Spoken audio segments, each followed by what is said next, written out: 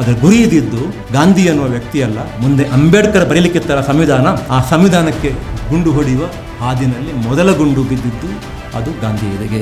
ಇವತ್ತಿಗೂ ಕೂಡ ಈ ದೇಶ ನಂಬಿದ್ದು ಏನು ಅಂತಂತಂದರೆ ಗೋಡ್ಸೆ ಕೊಲೆ ಮಾಡಿದ.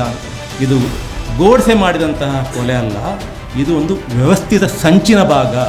ಗೋಡ್ಸೆ ಮನಸ್ಥಿತಿ ಇವತ್ತು ಎಲ್ಲಿ ತನಕ ಬೆಳೆದು ನಿಂತಿದೆ ಅಂತಂದರೆ ನಮ್ಮ ಮಕ್ಕಳಲ್ಲೇ ಒಬ್ಬ ಗೋಡ್ಸೆಯನ್ನು ಸೃಷ್ಟಿ ಮಾಡುವಂಥ ಕೆಲಸ ನಡೀತಾ ಇದೆ.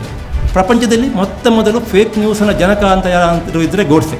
2 ಪತ್ರಿಕೆ ನಡೆಸಿದ್ದಾನೆ ಅವ, ಒಂದೇ ಪತ್ರಿಕೆಯನ್ನು 2 ಹೆಸರಲ್ಲಿ ನಡೆಸಿದ್ದಾನೆ. ಆ 2 ಪತ್ರಿಕೆಗಳಲ್ಲಿ ಅವ ಬರೀತಿದ್ದದ್ದು ಫೇಕ್ ನ್ಯೂಸ್. ಈ ಕಾಲದಲ್ಲಿ ಒಂದು ದೊಡ್ಡ ಸಂಖ್ಯೆಯ ಜನ ಯಾಕೆ ಗೋಡ್ಸೆಯನ್ನು ಒಪ್ಪಿಕೊಳ್ತಾ ಇದ್ದಾರೆ ಅಂತಂದರೆ ಅವರಿಗೆ ಸತ್ಯ ಗೊತ್ತಿಲ್ಲ. ತಮಗೆಲ್ಲ ಗೊತ್ತು, ಗಾಂಧೀಜಿ ನಾಡಿಗೆ ಸತ್ಯಾಗ್ರಹ ಅನ್ನುವಂಥ ಒಂದು ಪರಿಕಲ್ಪನೆಯನ್ನು ಕೊಟ್ಟರು. ಸತ್ಯದ ಆಗ್ರಹ ಬೇರೆ ಬೇರೆ ಸಮಾಜ ಬೇರೆ ಬೇರೆ ಕಾಲಕ್ಕೆ ಬೇರೆ ಬೇರೆ ರೀತಿಯಲ್ಲೇ ಮಾಡ್ತಾ ಇರುತ್ತೆ. ಗಾಂಧೀಜಿಯವರು ಬೃಹದಾಕಾರವಾಗಿ ಬೆಳೆದು ನಿಂತಿರತಕ್ಕಂತಹ ಬ್ರಿಟಿಷ್ ಸಾಮ್ರಾಜ್ಯದ ಮುಂದೆ ಸತ್ಯಾಗ್ರಹ ನಡೆಸಿದರು. ನಾವು ಬೃಹದಾಕಾರವಾಗಿ ಬೆಳೀತಿರತಕ್ಕಂತಹ ಗೋಡ್ಸೆವಾದದ ಎದುರು ಸತ್ಯಾಗ್ರಹವನ್ನು ಮಾಡಬೇಕು ಅನ್ನುವಂತಹ ನಿಲುವಿನಿಂದ ಇಲ್ಲಿ ಬಂದು ಸೇರಿದ್ದೇವೆ ಈ ಗಾಂಧಿ ಜಯಂತಿಯ ದಿನದಂದು ಅಂತ ನಾನು ಭಾವಿಸಿದ್ದೇನೆ. ಕೆಲವೊಂದು ಸತ್ಯಗಳ ಬಗ್ಗೆ ನಾವು ಮತ್ತೆ ಮತ್ತೆ ನಮ್ಮನ್ನು ನಾವೇ ಪ್ರಶ್ನಿಸ್ಕೋಬೇಕಾಗಿದೆ.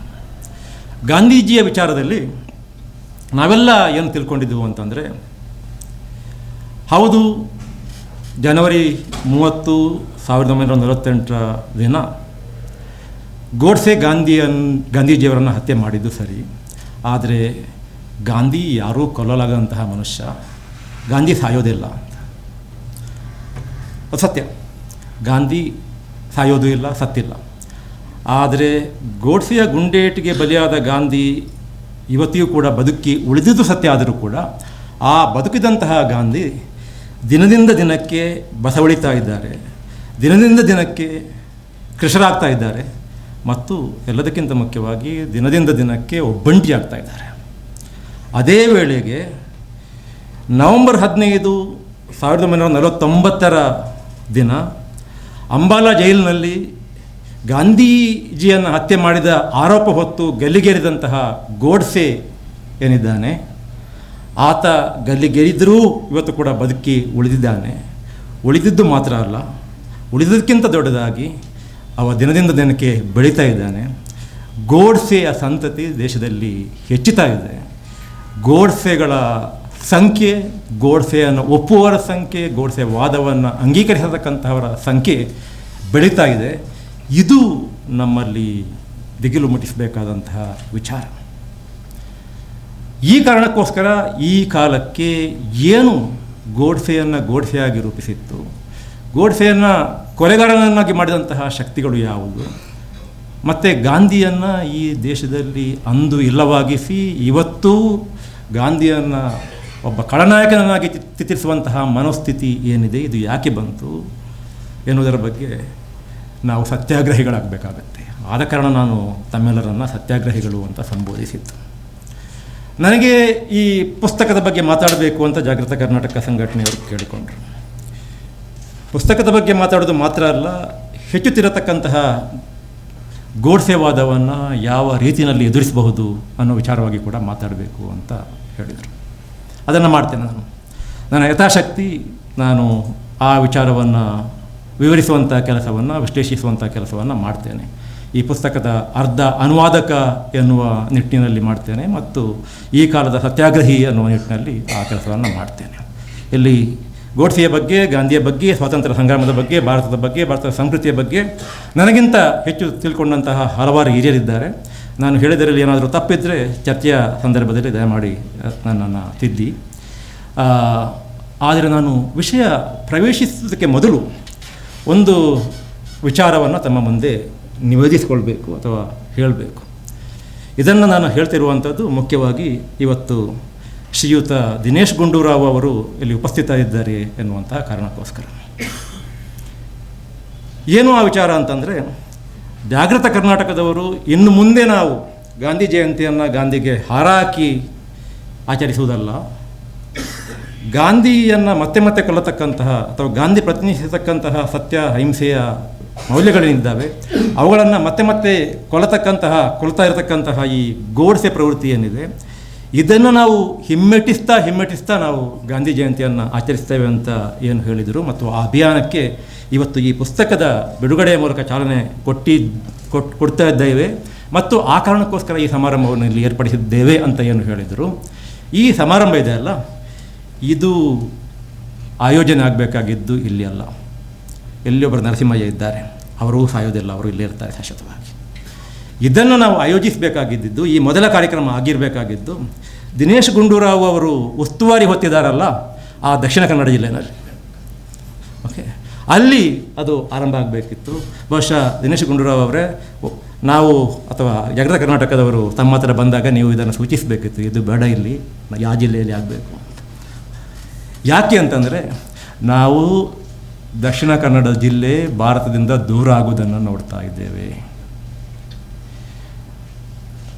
ಯಾಕೆ ಭಾರತದಿಂದ ದೂರ ಆಗುತ್ತೆ ಅಂತ ನನಗನಿಸಿದೆ ಒಬ್ಬ ದಕ್ಷಿಣ ಕನ್ನಡಿಗನಾಗಿ ಅಂತಂದರೆ, ಅಲ್ಲಿ ಇಡೀ ದೇಶದಲ್ಲಿ, ಬಹುಶಃ ಇಡೀ ದೇಶದಲ್ಲಿ ಅಥವಾ ದೇಶದ ವಿಚಾರ ಬಿಟ್ಟುಬಿಡೋಣ, ಈ ರಾಜ್ಯದಲ್ಲಿ ಅತ್ಯಂತ ಹೆಚ್ಚು ಗೋಡ್ಸೆ ಮನೋಸ್ಥಿತಿಯನ್ನು ಎದುರಿಸುವ ಬಗ್ಗೆ ನಾವು ಮಾತಾಡ್ತಿದ್ದೇವಲ್ಲ, ಅತ್ಯಂತ ಹೆಚ್ಚು, ಎಲ್ಲರೂ ಅಂತ ಹೇಳಲ್ಲ ನಾನು, ದಕ್ಷಿಣ ಕನ್ನಡದಿಂದ ಬಂದಂತಹ ಬಂಧುಗಳು ಎಲ್ಲೂ ಕೂಡ ಇದ್ದಾರೆ, ಸ್ನೇಹಿತರು ಎಲ್ಲೂ ಕೂಡ ಇದ್ದಾರೆ, ಎಲ್ಲರೂ ಅಂತ ಹೇಳಲ್ಲ.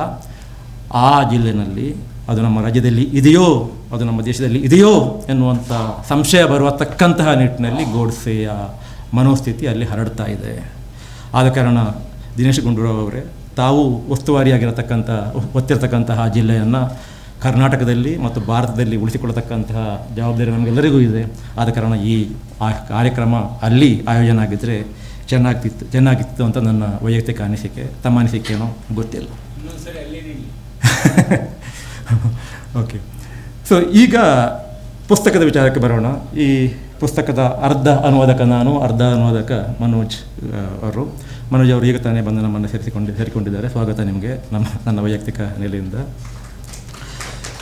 ಸೊ ಆರನಿಶಿ ಪ್ರಕಾಶನದ ಅಕ್ಷತಾ ಮೇಡಮ್ ಅವರು ಇದನ್ನು ನನಗೆ ಭಾಷಾಂತರ ಮಾಡಿಕೊಡಬೇಕು ಅಂತ ಕೇಳಿದರು. ನನಗೆ ಈ ಪುಸ್ತಕದ ಮಹತ್ವವನ್ನು ಅರಿತುಕೊಂಡು ನಾನು ಒಪ್ಪಿಕೊಂಡೆ ಅಂತ ಅಲ್ಲ, ನನಗೆ ಯಾರಾದರೂ ಕೇಳಿದ್ರೆ ಇಲ್ಲ ಅಂತ ಹೇಳಲಿಕ್ಕೆ ಭಾಳ ಮುಜುಗರಾಗುವಂಥ ಒಂದು ಕ್ಯಾಟಗರಿಗೆ ಸೇರಿದ ಕಾರಣ ನಾನು ಏನೋ ಅವ್ರು ನನ್ನನ್ನು ತುಂಬ ಪೀಡಿಸಲಿಕ್ಕಿಲ್ಲ. ನಾನು ಸುಮ್ಮನೆ ಒಂದು 10 ತಿಂಗಳು ಸುಮ್ಮನೆ ಇದ್ದರೆ ಅವ್ರು ನಾನು ಬಿಟ್ಟು ಬಿಡ್ತಾರೆ ಅಂತ ಹೇಳಿಬಿಟ್ಟು ಆಯಿತು ಮಾಡಿಕೊಡ್ತೇನೆ ಅಂತ ಸುಮ್ಮನೆ ಅದೇ. ಅವರು ನನ್ನನ್ನು ಬಿಟ್ಟಿಲ್ಲ, ನಕ್ಷತ್ರಿಕನಂತೆ ಕಾಡಿ ನನ್ನಿಂದ ಅನುವಾದಿಸಿಕೊಂಡರು. ಅದು ಕೂಡ ನನ್ನ ಅರ್ಧ ಅನುವಾದವನ್ನು ಮೊದಲ 9 ಚಾಪ್ಟರ್ಸ್ಗಳನ್ನು ಅಥವಾ ಮೊದಲ ಭಾಗವನ್ನು ನಾನು ಅನುವಾದಿಸಿದ್ದೇನೆ. 2ನೇ ಭಾಗವನ್ನು ಮನೋಜ್ ಅವರು ಅನುವಾದಿಸಿದ್ದಾರೆ. ಭಾಳ ತಡ ಮಾಡಿ ಈ ಕೆಲಸ ಮಾಡಿದ್ದೇವೆ. ಅಟ್ಲೀಸ್ಟ್ ನನ್ನ ಕಡೆಯಿಂದ ತುಂಬ ತಡ ಆಗಿದೆ. ಎಲ್ಲ ತನಕ ತಡ ಆಗಿದೆ ಅಂತಂದರೆ, ಒಂದು ಹಂತದಲ್ಲಿ ಅಕ್ಷತಾ ಅವರು ನನ್ನ ಹತ್ರ ಮಾತು ಬಿಟ್ಟಿದ್ದರು. ಆ ನಂತರ ಈ ಪುಸ್ತಕದ ಮಹತ್ವ ಅರಿತು ಬಿಟ್ಟು ಕೊನೆಗೆ ಮಾತು ಪುನರಾರಂಭಿಸಿದರು. ಅವತ್ತು ಬಹುಶಃ ಅವರು 2ನೇ ಸಾರಿ ಫೋನ್ ಮಾಡಿದಾಗ ನಾನು ಒಮ್ಮೆಲೆ ಅವರ ಫೋನ್ ತಗೊಂಡದಾಗಲಿ, ಯಾಕಂದರೆ ನಾನು ಕೋಪ ಮಾಡಿಕೊಂಡಿದ್ರಲ್ಲ ಅಂತ ನನಗೆ ಭಾಳ ಬೇಸರ ಆಗಿತ್ತು. ಎನಿವೆ, ಇದು ಅನುವಾದದ ಬಗ್ಗೆ. ನಾವು ಅನುವಾದಕ ಅನುಭವ ಅಂತ ನನಗೇನಿಲ್ಲ, ನಾನು ಮೊದಲನೇ ಅನುವಾದ ನಂದು. ಆದ ಕಾರಣ ಅದರ ಬಗ್ಗೆ ನಾನೇನು ಮಾತಾಡೋದಿಲ್ಲ.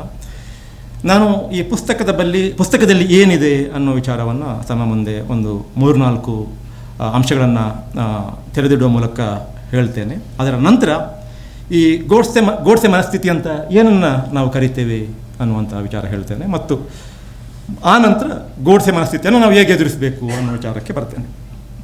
ಪುಸ್ತಕದಲ್ಲಿ ಏನಿದೆ, ಒಂದು ಅರ್ಥದಲ್ಲಿ ಈ ಪುಸ್ತಕದಲ್ಲಿ ಇರುವಂಥದ್ದು ನಾವು ಈ ತನಕ ಏನೇನು ನಮಗೆ ಗೊತ್ತಿದೆ ಗಾಂಧೀಜಿಯವರ ವಿಚಾರವಾಗಿ, ಗಾಂಧೀಜಿ ಹಂತಕನ ವಿಚಾರವಾಗಿ ಏನೇನು ಗೊತ್ತಿದೆ ಅದನ್ನೇ ಅವರು ಹೇಳಿತ್ತು, ವಿಶೇಷವಾಗಿ ಏನಿಲ್ಲ. ಆದರೆ ಈ ಪುಸ್ತಕದ ವಿಶೇಷತೆ ಏನು ಅಂತಂದರೆ, ನಮಗೆ ಗೊತ್ತಿರತಕ್ಕಂಥ ವಿಚಾರವನ್ನು ಆಧಾರ ಸಮೇತ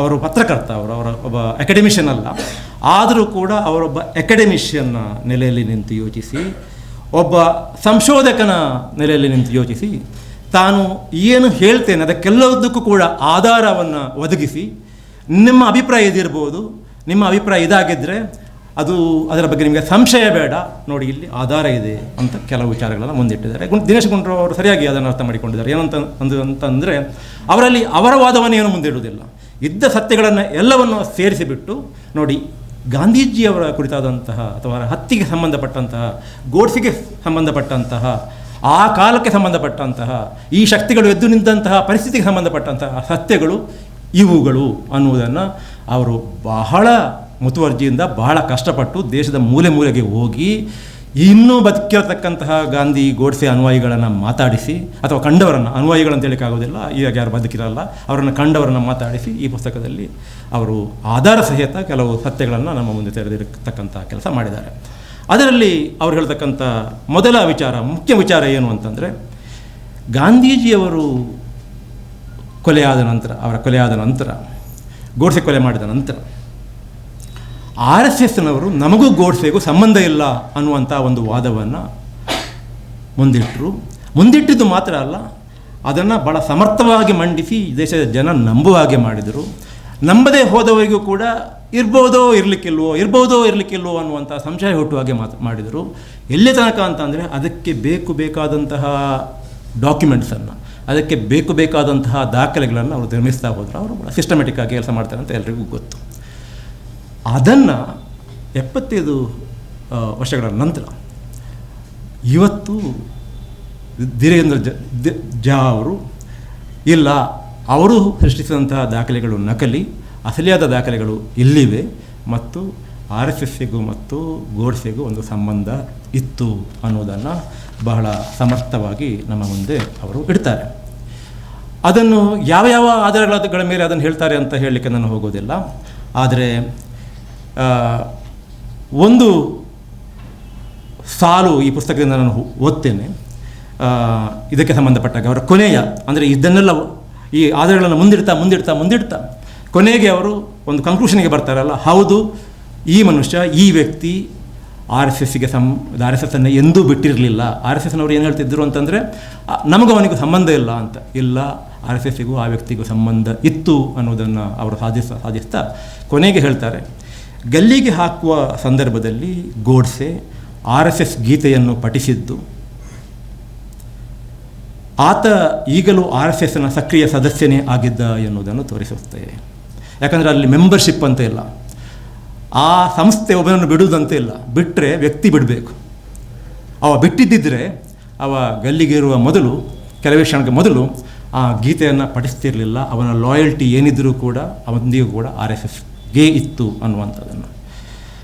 ಗಾಂಧಿ ಹತ್ಯೆಯನ್ನು ತನ್ನೊಂದಿಗೆ ತಳುಕು ಹಾಕಿಕೊಳ್ಳಬಹುದು ಎಂಬ RSS ಪ್ರಯತ್ನಕ್ಕೆ ತದ್ವಿರುದ್ಧವಾಗಿ, ಅಂದರೆ ಒಂದು ಕಡೆಯಿಂದ ಈ ಗೋಡ್ಸೆಯ ವ್ಯಕ್ತಿತ್ವದ ಬಗ್ಗೆ, ಅವನ ಸೈಕಾಲಜಿಯ ಬಗ್ಗೆ ಶ್ರೀಧರಮೂರ್ತಿಯವರು ಮತ್ತೆ ಹೇಳ್ತಾರೆ ಅಂತ ನಾನು ಭಾವಿಸ್ತೇನೆ. ಬಹಳ ವಿಶಿಷ್ಟವಾದಂತಹ ಮತ್ತು ಭಾಳ ಸಂಕೀರ್ಣವಾದಂತಹ ಒಂದು ವ್ಯಕ್ತಿತ್ವ ಅದು. ಮತ್ತು ಆ ವಿಚಾರವನ್ನು ಎಷ್ಟರವರೆಗೆ ಬ್ರೈನ್ ವಾಶ್ ಆಗಿದ್ದ ಅಂತಂದರೆ, ಅದೊಂಥರ ಈ ಸೈಕಾಲಜಿಯ ಭಾಷೆಯಲ್ಲಿ delusion of grandeur and delusion of persecution ಅಂತಾರೆ. ಅಂದರೆ ಯಾರೋ ವೈರಿಗಳೆಲ್ಲ ನಮ್ಮನ್ನು ಆಕ್ರಮಿಸೇ ಬಿಟ್ಟಿದ್ದಾರೆ ಅನ್ನುವಂಥ ಒಂದು ಫೀಲಿಂಗ್. ಮತ್ತು ನಾವು ಒಂದು ಕಾಲದಲ್ಲಿ ನಮ್ಮದೊಂದು ವೈಭವಯುತವಾದಂತಹ ಒಂದು ದೇಶವಾಗಿತ್ತು, ಅದಕ್ಕೆ ನಾವು ಹಿಂದಿರುಗಬೇಕು ಅನ್ನುವಂಥ ಈ ಯೋಚನೆ ಇತ್ಯಾದಿಗಳಿದ್ದಾವಲ್ಲ, ಅದು ಅವನನ್ನು ಎಷ್ಟರ ಮಟ್ಟಿಗೆ ಆತನನ್ನು ಆವರಿಸಿತ್ತು ಅಂತಂದರೆ, ಅವ ಏನು ಮಾಡಲಿಕ್ಕೂ ರೆಡಿ ಇದ್ದ.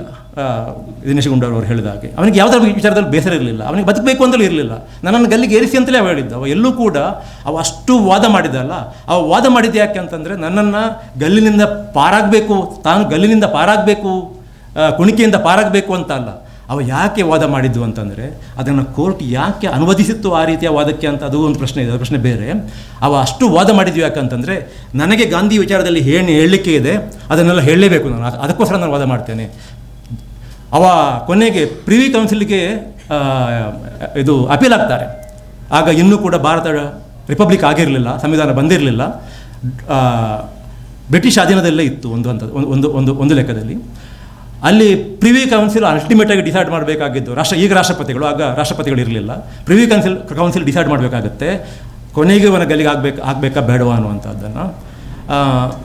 ಪ್ರಿವಿ ಕೌನ್ಸಿಲ್ಗೆ ಅವ ಅಪೀಲ್ ಹೋಗ್ತಾನೆ. ಅಲ್ಲೂ ಕೂಡ ಯಾಕೆ ಹೋಗ್ತಾನೆ ಅಂತಂದರೆ, ಈ ಪುಸ್ತಕದಲ್ಲಿ ಬರೆಯುವ ಪ್ರಕಾರ ಅವ ಯಾಕೆ ಹೋಗ್ತಾನೆ ಅಂತಂದರೆ, ಅಲ್ಲಿ ಕೂಡ ಇಡೀ ಪ್ರಪಂಚದ ಎದುರು ನಾನು ನನ್ನ ಅಭಿಪ್ರಾಯ ಏನಿದೆ, ಗಾಂಧಿಯ ವಿರುದ್ಧದ ನನ್ನ ಅಭಿಪ್ರಾಯ ಏನಿದೆ, ಅದನ್ನು ನಾನು ಪ್ರಪಂಚಕ್ಕೆ ತಿಳಿಸಬೇಕು ಅಂತ. ಮತ್ತು ಆ ಅಭಿಪ್ರಾಯಗಳೆಲ್ಲ ಭ್ರಮೆಗಳು ಮತ್ತು ಆ ಅಭಿಪ್ರಾಯಗಳೆಲ್ಲ ಸುಳ್ಳುಗಳು ಅನ್ನೋದು ಅವನಿಗೆ ಸ್ವತಃ ಗೊತ್ತಿರಲಿಲ್ಲ. ಓಕೆ, ಸೊ ಇದು ಗೋಡ್ಸೆಯ ವ್ಯಕ್ತಿ ಚಿತ್ರಣ. ಅಂತಹ ಗೋಡ್ಸೆ ಕೂಡ ಅವನಿಗೆ ಒಂದು ಹಂತದಲ್ಲಿ ಆ ಜೈಲಿನೊಳಗೆ ನನ್ನನ್ನು ಇವರು ಏಕಾಂಗಿಗಳನ್ನಾಗಿ ಮಾಡಿಬಿಟ್ರು. ಯಾರ್ಯಾರು ಅವನನ್ನು ಪ್ರಚೋದಿಸಿದರು, ಯಾರ್ಯಾರು ಅವನ ಮನಸ್ಸನ್ನು ಸಿದ್ಧಪಡಿಸಿದರು, ಅವರು ಯಾರು ಕೂಡ ಅವನನ್ನು ಬಿಟ್ಟುಬಿಡ್ತಾರೆ ಎಲ್ಲರೂ ಕೂಡ. ನಮಗೂ ಅವನಿಗೂ ಸಂಬಂಧ ಇಲ್ಲ, ನನಗೂ ಅವ್ರಿಗೂ ಸಂಬಂಧ ಇಲ್ಲ ಅನ್ನುವ ರೀತಿಯಲ್ಲಿ ಎಲ್ಲರೂ ನಡ್ಕೊಳ್ತಾರೆ, ಇನ್ಕ್ಲೂಡಿಂಗ್ ಸಾವರ್ಕರ್ ಕೊನೆಗೆ ನನ್ನ ಮೈ ಮುಟ್ಟಿ ನನಗೊಂದು ಭರವಸೆ ಮಾತು ಹೇಳ್ತಾನೆ ಅನ್ನುವ ರೀತಿಯ ಒಂದು ಅಪೇಕ್ಷೆ ಇತ್ತಂತೆ ಅವನಿಗೆ. ಅದನ್ನು ಕೂಡ ಅವರು ಮಾಡಿಲ್ಲ, ಅವರು ಮುಖ ತಿರುಗಿಸ್ತಾರೆ ಅಂತ ಪುಸ್ತಕದಲ್ಲಿದೆ. ಆದ ಕಾರಣ ಅಲ್ಲಿ ಗೋಡ್ಸೆ ಅವನಿಗೆ ಗೊತ್ತಿದೆ RSS ನನ್ನಿಂದ ದೂರ ನನ್ನ ಹೆಸರನ್ನು ಅವರ ಜೊತೆಗೆ ಬೆರೆಸಲಿಕ್ಕೆ ಇಷ್ಟಪಡೋದಿಲ್ಲ ಅಂತ ಅವನಿಗೆ ಗೊತ್ತಿದ್ದರೂ ಕೂಡ ಅಲ್ಲಿ ಬಹುಶಃ ಒಂದು ಈ ಸಾಯೋ ಕಾಲಕ್ಕೆ ಜನ ಒಂದು ಸತ್ಯವನ್ನು ಹೇಳ್ತಾರಂತೆಲ್ಲ, ಅದೇ ರೀತಿ ಗೋಡ್ಸೆ ಗಲ್ಲಿಗೆ ಏರುವ ಕೆಲವು ಕ್ಷಣಗಳಿಗೆ ಮೊದಲು ನಮಸ್ತೆ ಸದಾ ವತ್ಸಲೆ ಅಂತ RSSನ ಗೀತೆಯನ್ನು ಪಠಿಸ್ತಾನೆ. ಧೀರೇಂದ್ರ ಝಾ ಅವರ ಪ್ರಕಾರ ಇದಕ್ಕಿಂತ ಹೆಚ್ಚಿನ ಸಾಕ್ಷಿಯನ್ನು ಬೇಕಾಗಿಲ್ಲ, RSSನವನೇ ಅಂತ. ಇದು ಅವರು ಮಂಡಿಸುವಂಥ ಮೊದಲ ವಾದ. ಅದಕ್ಕೆ ಬೇಕಾದಷ್ಟು ಪುರಾವೆಗಳನ್ನು ಕೊಡ್ತಾರೆ, ಭಾಳ ಸಮಗ್ರವಾದಂಥ ಪುರಾವೆಗಳನ್ನು ಕೊಡ್ತಾರೆ. ಆನಂತರ ಇನ್ನೊಂದು ವಾದ ಈ ಪುಸ್ತಕದಲ್ಲಿ ಏನನ್ನು ಮಂಡಿಸ್ತಾರೆ ಅಂತಂದರೆ, ಗೋಡ್ಸೆ ಮತ್ತು ನಾರಾಯಣ ಆಪ್ಟೆ ಅನ್ನುವಂಥ ಇಬ್ಬರಿಗೆ ಗಲ್ಲಾಗುತ್ತೆ, ಉಳಿದ 9 ಜನರಿಗೆ ಜೀವಾವಧಿ ಶಿಕ್ಷೆ ಆಗುತ್ತೆ. ನಮ್ಮ ಸಂಖ್ಯೆ ಸರಿ ಅಂತ ಬಯಸ್ತಾರೆ 9 ಮಂದಿಗೆ. ಆದರೆ ಸಾವರ್ಕರ್ಗೆ ಮಾತ್ರ ಖುಲಾಸೆ ಆಗುತ್ತೆ. ಈ ಪುಸ್ತಕದಲ್ಲಿ ಸಾವರ್ಕರ್ಗೆ ಖುಲಾಸೆ ಆದದನ್ನು ಆಧಾರ ಸಹಿತವಾಗಿ ಧೀರೇಂದ್ರ ಝಾ ಅವರು ಪ್ರಶ್ನಿಸ್ತಾರೆ. ಇದು ಸರಿಯಾದಂತಹ ನಿರ್ಧಾರ ಅಲ್ಲ ಅಂತ ಅವರ ಪ್ರಕಾರ. ಈ ಇಡೀ ಇದೊಂದು ಸಂಚು, ಈ ಸಂಚಿನಲ್ಲಿ ಭಾಗಿಯಾದ ಎಲ್ಲರಿಗೂ ಶಿಕ್ಷೆ ಆಗಬೇಕಿತ್ತು. ಆದ ಕಾರಣ ಇವರನ್ನು ಖುಲಾಸೆ ಮಾಡಿದ್ದಿದೆಯಲ್ಲ, ಆ ಖುಲಾಸೆಯನ್ನು ಪ್ರಶ್ನಿಸ್ತಾ ಹೋಗ್ತಾರೆ. ಇದು 2ನೇಯದ್ದು. ಮೂರನೆಯದ್ದು ಧೀರೇಂದ್ರ ಝಾ ಅವರು ಇಲ್ಲಿ ಏನು ಹೇಳ್ತಾ ಇರೋದು ಅಂತಂದರೆ, ಇದು ಒಬ್ಬ ಕೊನೆಗೂ ಇವತ್ತಿಗೂ ಕೂಡ ಈ ದೇಶ ನಂಬಿದ್ದುವೇನು ಅಂತಂತಂದರೆ ಗೋಡ್ಸೆ ಕೊಲೆ ಮಾಡಿದ ಅಂತ. ಇದು ಗೋಡ್ಸೆ ಮಾಡಿದಂತಹ ಕೊಲೆ ಅಲ್ಲ, ಇದು ಒಂದು ವ್ಯವಸ್ಥಿತ ಸಂಚಿನ ಭಾಗ. ಈ ವ್ಯವಸ್ಥಿತ ಸಂಚಿನ ಹಿಂದೆ ಯಾವ್ಯಾವ ಶಕ್ತಿಗಳಿದ್ದಾವೆ ಮತ್ತು ಅವು ಯಾಕೆ ಇದ್ದಾವೆ ಅನ್ನುವಂಥ ಸತ್ಯವನ್ನು ಇನ್ನೂ ಈ ದೇಶ ತಿಳಿದಿಲ್ಲ. ಈ ದೇಶಕ್ಕೆ ತಿಳಿಸುವಂಥ ಪ್ರಯತ್ನ ಕಳೆದ 75 ವರ್ಷಗಳಲ್ಲಿ ಆಗಾಗ ಆಗಿದ್ದರೂ ಕೂಡ ಅದು ಅರೆಮನಸ್ಸಿನ ಪ್ರಯತ್ನಗಳೇ ಹೊರತು ಪೂರ್ತಿಯಾಗಿ ಇರತಕ್ಕಂಥ ಎಲ್ಲ ದುಷ್ಟಶಕ್ತಿಗಳ ಅನಾವರಣವನ್ನು ಈ ದೇಶದ ಜನರ ಮುಂದೆ ತೆರೆದಿಡುವಂಥ ಕೆಲಸ ಆಗಿಲ್ಲ ಅನ್ನುವಂತಹ ನೋವನ್ನು ಕೂಡ ಈ ಪುಸ್ತಕ ದಾಖಲಿಸುತ್ತೆ. ಆ ಸಂಚಿನ ಮೂಲ ಕಾರಣ ಏನು, ಯಾಕೆ ಗಾಂಧೀಜಿಯ ಬಗ್ಗೆ ಅವರಿಗೆ ಅಷ್ಟೊಂದು ದ್ವೇಷ, ಗಾಂಧೀಜಿಯನ್ನು ಅವರು ಯಾಕೆ ಕೊಲ್ಲಬೇಕಿತ್ತು ಅನ್ನೋದರ ವಿಚಾರವಾಗಿ ನಾವು ಹಾಗಂತೆ ಹೀಗಂತೆ ಅಂತ ಒಪ್ತೇವೆ ಹೊರತು ಅಫಿಷಿಯಲ್ ಆಗಿ ದಿಸ್ ಈಸ್ ದ ರೀಸನ್ ಅನ್ನೋದಿದೆಯಲ್ಲ, ಅದನ್ನು ತುಣುಕುಗಳಾಗಿ ಅಲ್ಲಿಂದ ಪಟೇಲ್ರು ಒಂದು ಪತ್ರ ಬರೆದರು, ರಾಜೇಂದ್ರ ಪ್ರಸಾದ್ ಒಂದು ಪತ್ರ ಬರೆದು ಅವರು ಹಾಗೆ ಹೇಳಿದರು, ಇವರು ಹೀಗೆ ಹೇಳಿದರು ಅನ್ನೋದರ ಬದಲಿಗೆ ಇದು ಅಫಿಷಿಯಲ್ ಆಗಿ ಈ ಸಂಚು ಈ ಸಂಚಿನ ಇರತಕ್ಕಂತಹ ಹೊಂಚು ಈ ಹೊಂಚಿನ ಹಿಂದೆ ಇರತಕ್ಕಂಥ ಯೋಚನೆ ಇದು ಅನ್ನುವ ರೀತಿಯಲ್ಲಿ ಈ ದೇಶ ಇನ್ನೂ ತಿಳ್ಕೊಂಡಿಲ್ಲ. ಆ ಪ್ರಯತ್ನ ಇನ್ನೂ ಆಗಬೇಕು ಅನ್ನುವಂತಹ ವಾದವನ್ನು ಧೀರೇಂದ್ರ ಝಾ ಅವರು ಮುಂದಿಡ್ತಾರೆ. ಇವಿಷ್ಟು ಈ ಪುಸ್ತಕದಲ್ಲಿ ನಾವು ನೇರವಾಗಿ ಎಕ್ಕಿ ತೆಗಿಬೋದಂಥ, ಕಣ್ಣಿಗೆ ಕಾಣಿಸುವಂಥ ಚಿತ್ರಣ. ಇದರ ಆ ಕಡೆಗೆ ಈ ಪುಸ್ತಕದ ಈ ರೀಡಿಂಗ್ ಬಿಟ್ವೀನ್ ದ ಲೈನ್ಸ್ ಅಂತ ಹೇಳ್ತೇವಲ್ಲ, ಹಾಗೆ ನಾವು ರೀಡಿಂಗ್ ಬಿಟ್ವೀನ್ ದ ಲೈನ್ಸ್ ಮಾಡಿದಾಗ ಆಗ ನಮಗೆ ಗೋಚರ ಆಗೋದು ಈ ಗೋಡ್ಸೆ ಮನಸ್ಥಿತಿ ಅನ್ನೋದು ಆ ಕಾಲಕ್ಕೆ ಹೇಗೆ ಬೆಳೀತು ಅನ್ನತಕ್ಕಂಥ ಸತ್ಯ. ಹೇಗೆ ಒಬ್ಬ ಗೋಡ್ಸೆ ರೂಪುಗೊಂಡ, ಗೋಡ್ಸೆ ಇಲ್ಲಿ ನಿಮಿತ್ತ ಮಾತ್ರ. ನಿಮಿತ್ತ ಮಾತ್ರವಾಗಿ ಅದರ ಒಬ್ಬ ಗೋಡ್ಸೆ ಬೇಕಲ್ಲ ಇದನ್ನು ಮಾಡಲಿಕ್ಕೆ. ಈ ಗೋಡ್ಸೆಯ ಮನಸ್ಥಿತಿ ಯಾವ ಮನಸ್ಥಿತಿಯ ಬಗ್ಗೆ ನಮಗೆ ಇವತ್ತು ಯಾವ ಗೋಡ್ಸೆಯ ಮನಸ್ಥಿತಿಯ ಬಗ್ಗೆ ನಮಗೆ ಇವತ್ತು ಆತಂಕ ಇದೆಯೋ, ಯಾವ ಗೋಡ್ಸೆ ಮನಸ್ಥಿತಿಯನ್ನು ನಾವು ಇವತ್ತು ಫೈಟ್ ಮಾಡಬೇಕು ಅಂತ ಹೇಳ್ತಾ ಇದ್ದೇವೋ, ಆ ಗೋಡ್ಸೆ ಮನಸ್ಥಿತಿ ಈ ದೇಶದಲ್ಲಿ ಏನು ಸೀತಾಲಕ್ಷ್ಮಿ ಅವರು ಹೇಳಿದರು, ದೇಶ ರಾಜಕಾರಣದ ಜನಕ ಅಂತ. ಆ ದೇಶದ ರಾಜಕಾರಣ ಈ ದೇಶದಲ್ಲಿ ಹುಟ್ಟಿದ್ದು ಹೇಗೆ ಅನ್ನುವಂತಹ ಕತೆ, ಅದನ್ನು ನೀವು ಒಮ್ಮಿಂದೊಮ್ಮೆಲೆ ಗ್ರಹಿಸಲಿಕ್ಕಾಗೋದಿಲ್ಲ. ಆದರೆ ನೀವು ಆ ಪುಸ್ತಕದ ಅಲ್ಲಿ ಇರತಕ್ಕಂಥ ಅಂಶಗಳನ್ನು ಓದ್ತಾ ಹೋದಾಗೆ ನಿಮಗೊಂದು ಚಿತ್ರಣ ಅನಾವರಣ ಆಗುತ್ತೆ ಅಲ್ಲಿ. ಅದು ಏನು ಅಂತ ನನಗೆ ಎಷ್ಟು ಟೈಮ್ ಇದೆ ನನಗೆ? ಯಾರು ಟೈಮ್ ಮೇಲೆ ಯಾರು ನಿಗಟ್ಟಿಲ್ವಾ? ಓಕೆ 10-15 ನಿಮಿಷ ಮುಗಿಸ್ತೇನೆ. ಈ ಚಿತ್ರಣ ಏನು ಅಂತ ನಮಗೆ ಗೊತ್ತಾಗಬೇಕಾದ್ರೆ ನಾವು ಸ್ವಲ್ಪ ಚರಿತ್ರೆಯಲ್ಲಿ ಹಿಂದಕ್ಕೆ ಹೋಗಬೇಕು. ಸ್ವಾತಂತ್ರ್ಯ ಸಂಗ್ರಾಮದ ಸಮಯವನ್ನು ನಾವು ಊಹಿಸ್ಕೋಬೇಕು. ನಮ್ಮ ಇಡೀ ದುರಂತ ಏನು ಅಂತಂದರೆ, ನಾವು ನಮ್ಮ ಸ್ವಾತಂತ್ರ್ಯ ಸಂಗ್ರಾಮದ ಕಥೆಯನ್ನು ಎಲ್ಲೂ ಕೂಡ ಸರಿಯಾಗಿ ದಾಖಲಿಸೋದೂ ಇಲ್ಲ, ನಾವು ಸರಿಯಾಗಿ ನಮ್ಮ ಮಕ್ಕಳಿಗೂ ಹೇಳುವುದೂ ಇಲ್ಲ. ಸ್ವಾತಂತ್ರ್ಯ ಸಂಗ್ರಾಮದಲ್ಲಿ 2 ಎಳೆಗಳಿರ್ತವೆ. ಒಂದು ಸ್ವಾತಂತ್ರ್ಯ ಸಂಗ್ರಾಮ, ಮುಖ್ಯವಾಹಿನಿ ಸ್ವಾತಂತ್ರ್ಯ ಸಂಗ್ರಾಮ ಏನು ಮಹಾತ್ಮ ಗಾಂಧಿಯವರ ನೇತೃತ್ವದಲ್ಲಿ ನಡೆಯುತ್ತೆ. ಆ ಸ್ವಾತಂತ್ರ್ಯ ಸಂಗ್ರಾಮದ ಉದ್ದೇಶ ಏನಿತ್ತು ಅಂತಂದರೆ, ಬ್ರಿಟಿಷರಿಂದ ಈ ದೇಶವನ್ನು ಸ್ವಾತಂತ್ರ್ಯಗೊಳಿಸುವುದು ಮತ್ತು ಈ ದೇಶವನ್ನು ಭವಿಷ್ಯದತ್ತ ತೆಗೆದುಕೊಂಡು ಹೋಗುವುದು ಒಂದು ಸಂವಿಧಾನದ ಮೂಲಕ, ಒಂದು ಸಮಾನತೆ ಇರುವಂಥ ಸಮಾಜವಾಗಿ, ಒಂದು ಸಹಬಾಳ್ವೆ ಇರತಕ್ಕಂಥ ಒಂದು ಸಮಾಜವಾಗಿ, ಒಂದು ವೈಚಾರಿಕವಾದಂಥ ಒಂದು ಸಮಾಜವಾಗಿ ಈ ಸಮಾಜವನ್ನು ಕಟ್ಟುವಂಥ ಒಂದು ಉದಾತ್ತ ಆಶಯದೊಂದಿಗೆ, ಅದೆಲ್ಲದಕ್ಕಿಂತಲೂ ಮುಖ್ಯವಾಗಿ ಈ ದೇಶದಲ್ಲಿರತಕ್ಕಂಥ ಅಂದಿಗೆ ಬ್ರಿಟಿಷರ ವಿರುದ್ಧ ಯಾರ್ಯಾರು ಹೋರಾಡ್ತಿದ್ರು, ಎಲ್ಲ ಜನ ಸಮುದಾಯದ, ಎಲ್ಲ ವರ್ಗಗಳ, ಎಲ್ಲ ರಿಲಿಜನ್ ಅಥವಾ ಧರ್ಮಗಳಿಗೆ ಸಂಬಂಧಪಟ್ಟ ಎಲ್ಲರಿಗೂ ಸೇರಿದದ್ದು ಈ ದೇಶ ಅನ್ನುವ ರೀತಿಯಲ್ಲಿ ನಾವು ದೇಶವನ್ನು ಕಟ್ಟಬೇಕು. ಇದು ಒಂದು ಎಳೆಯಲ್ಲಿ ಇಡೀ ಸ್ವಾತಂತ್ರ್ಯ ಸಂಗ್ರಾಮದಲ್ಲಿ. ಅದರ ಜೊತೆಗೆ ಅಲ್ಲಿ ಇನ್ನೊಂದು ಎಳೆ ಇತ್ತು. ಅವರು ಕೂಡ ಈಗ ದಿನೇಶ್ ಗುಂಡೂರಾವ್ ಅವರು ಹೇಳಿದ್ರಲ್ಲ, ಅದು ಅವರು ಹೇಳಿದ್ದು ಭಾಳ ಒಂದು ಅರ್ಥದಲ್ಲಿ ಸ್ವಲ್ಪ ವಿವಾದಾತ್ಮಕವಾದಂಥ ವಿಷಯ. ಸಾವರ್ಕರ್ ಅವರನ್ನು ನಾವು ರಾಷ್ಟ್ರವಾದಿ ಅಂತ ಕರಿಬೋದಾ, ಸ್ವಾತಂತ್ರ್ಯ ಹೋರಾಟಗಾರ ಅಂತ ಕರಿಬೋದಾ ಅಂತ. ಇದರ ಬಗ್ಗೆ ಕೂಡ ಈ ಪುಸ್ತಕದಲ್ಲಿ ಭಾಳಷ್ಟು ವಿಚಾರಗಳಿದ್ದಾವೆ. ಅದನ್ನು ದಿನೇಶ್ ಗುಂಡೂರಾವ್ ಅದನ್ನು ಪ್ರಸ್ತಾಪಿಸಿದ ಕಾರಣ ಈ ಚರ್ಚೆಗೆ ಅನುಗುಣವಾಗಿ ನಾನು ಒಂದು ಅಂಶವನ್ನು ಓದಿ ಮತ್ತೆ ಈ ವಿಚಾರಕ್ಕೆ ಬರ್ತೇನೆ.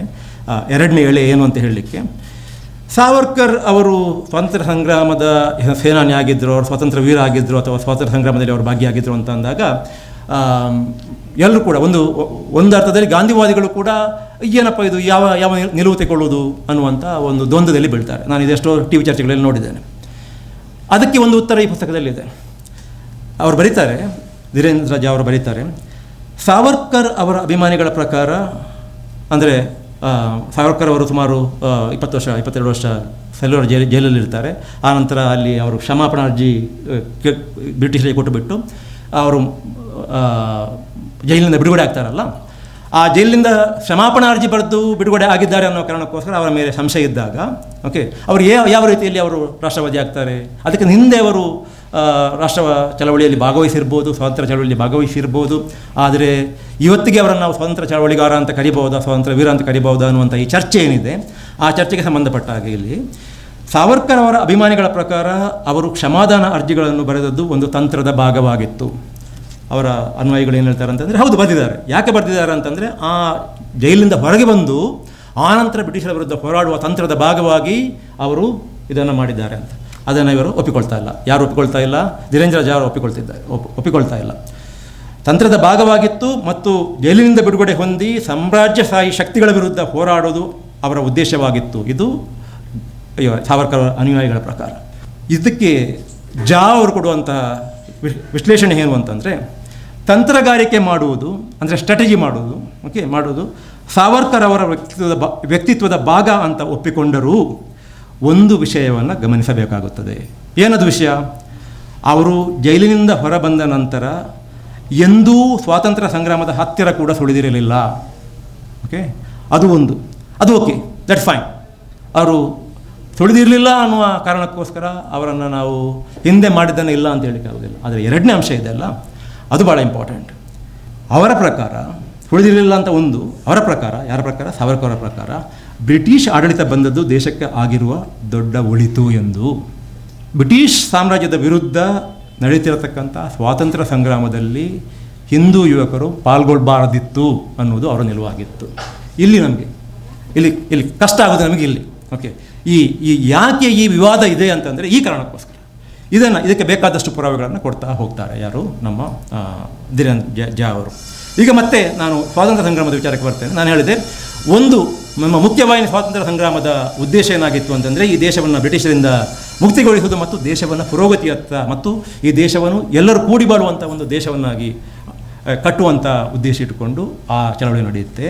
ಅದೇ ವೇಳೆಗೆ ಈ ಗೋಡ್ಸೆವಾದಿಗಳ ಚಳವಳಿ ಏನಿದೆ, ಆ ಚಳವಳಿ ಕೂಡ ಆರಂಭದಲ್ಲಿ ಅದು ಬ್ರಿಟಿಷರ ವಿರುದ್ಧ ಅಂತ ಕಂಡರೂ ಕೂಡ ಅವರ ನಿಜವಾದ ಉದ್ದೇಶ ಏನಿದ್ದದ್ದು ಅಂತಂದರೆ, ಈ ದೇಶವನ್ನು ಮುಂದೆ ತಗೊಂಡು ಹೋಗಿ ಸಂವಿಧಾನದ ಮೂಲಕ ಈ ದೇಶದಲ್ಲಿ ಒಂದು ಸಮಾಜವನ್ನು ಕಟ್ಟುವಂತಹ ಒಂದು ಎಲ್ಲರನ್ನೂ ಕೂಡ ಸಮಾನವಾಗಿ ಕಾಣುವಂಥ ಒಂದು ಸಮಾಜವನ್ನು ಕಟ್ಟುವುದಾಗಿರಲಿಲ್ಲ. ಅದರ ಬದಲಿಗೆ ಈ ದೇಶವನ್ನು ಹಿಂದೆ ತಗೊಂಡು ಹೋಗಿ ಈ ದೇಶವನ್ನು ಮತ್ತೆ ಪುರೋಹಿತಶಾಹಿಗಳಿಗೆ ಒಪ್ಪಿಸುವಂತಹ ಉದ್ದೇಶ ಅವರಿಗಿರುತ್ತೆ.